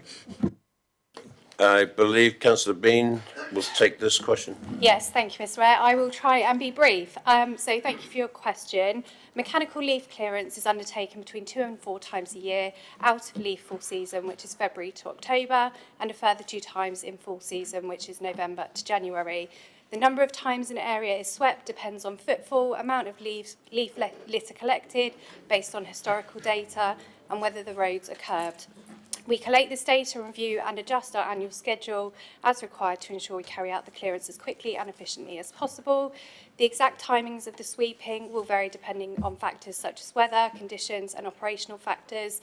This year's leaf clearance schedule is currently delayed by approximately 2 weeks due to the extreme cold weather currently being experienced, which makes it impractical for the sweepers to operate. Tadley is scheduled to receive 4 mechanical sweeps a year out of leaf full season and a further 2 mechanical sweeps within leaf full season. Tadley was last swept early November and was due a further sweep starting 19th of December. However, this has been delayed due to the cold weather and is now scheduled for January. The work is undertaken by blowing leaf litter and other debris from the pavements into the roads and then following on with a large sweeper lorry. With regards to non-mechanical sweeping, there is no schedule for this across the borough as it is part of the routine work of the operatives based in the area. However, Tadley Parish Council is one of a number of parish town council areas who receive a parish litter grant from the Borough Council to undertake and make their own arrangements for litter clearance within the town. Following on from the concerns raised, we will contact the Town Council to discuss our partnership arrangements. Thank you. Thank you for that. Councillor Stumman, a supplementary? Thank you. Thank you, Mr Mayor. Tadley Town Council, not parish, we know that there have been some issues with the work that's been done over the years, and we do get a litter grant, I agree, but that is to collect litter. It's not to sweep the seats of leaves, which are obviously on the road, and obviously do cause flooding because it gets down into the drains, and it is very bad at the moment. And I'm sorry, but I can't agree that I would dispute your assertion that there are more trees in the areas that you do twice than there are in the rural areas. You only have to look at Google Maps and see how green we are in the rural areas. And I'm pleased that you're going to look at it again. Thank you. Again, there's no real question there, so I'll leave that at that point. But thank you very much for posing the issue. Move on to agenda item number 18. Questions to the Chair or Cabinet Member and or committee. Are there any questions? If there are no questions, I will close this committee meeting, and if I don't see you afterwards, I wish you all a very Merry Christmas and stay safe.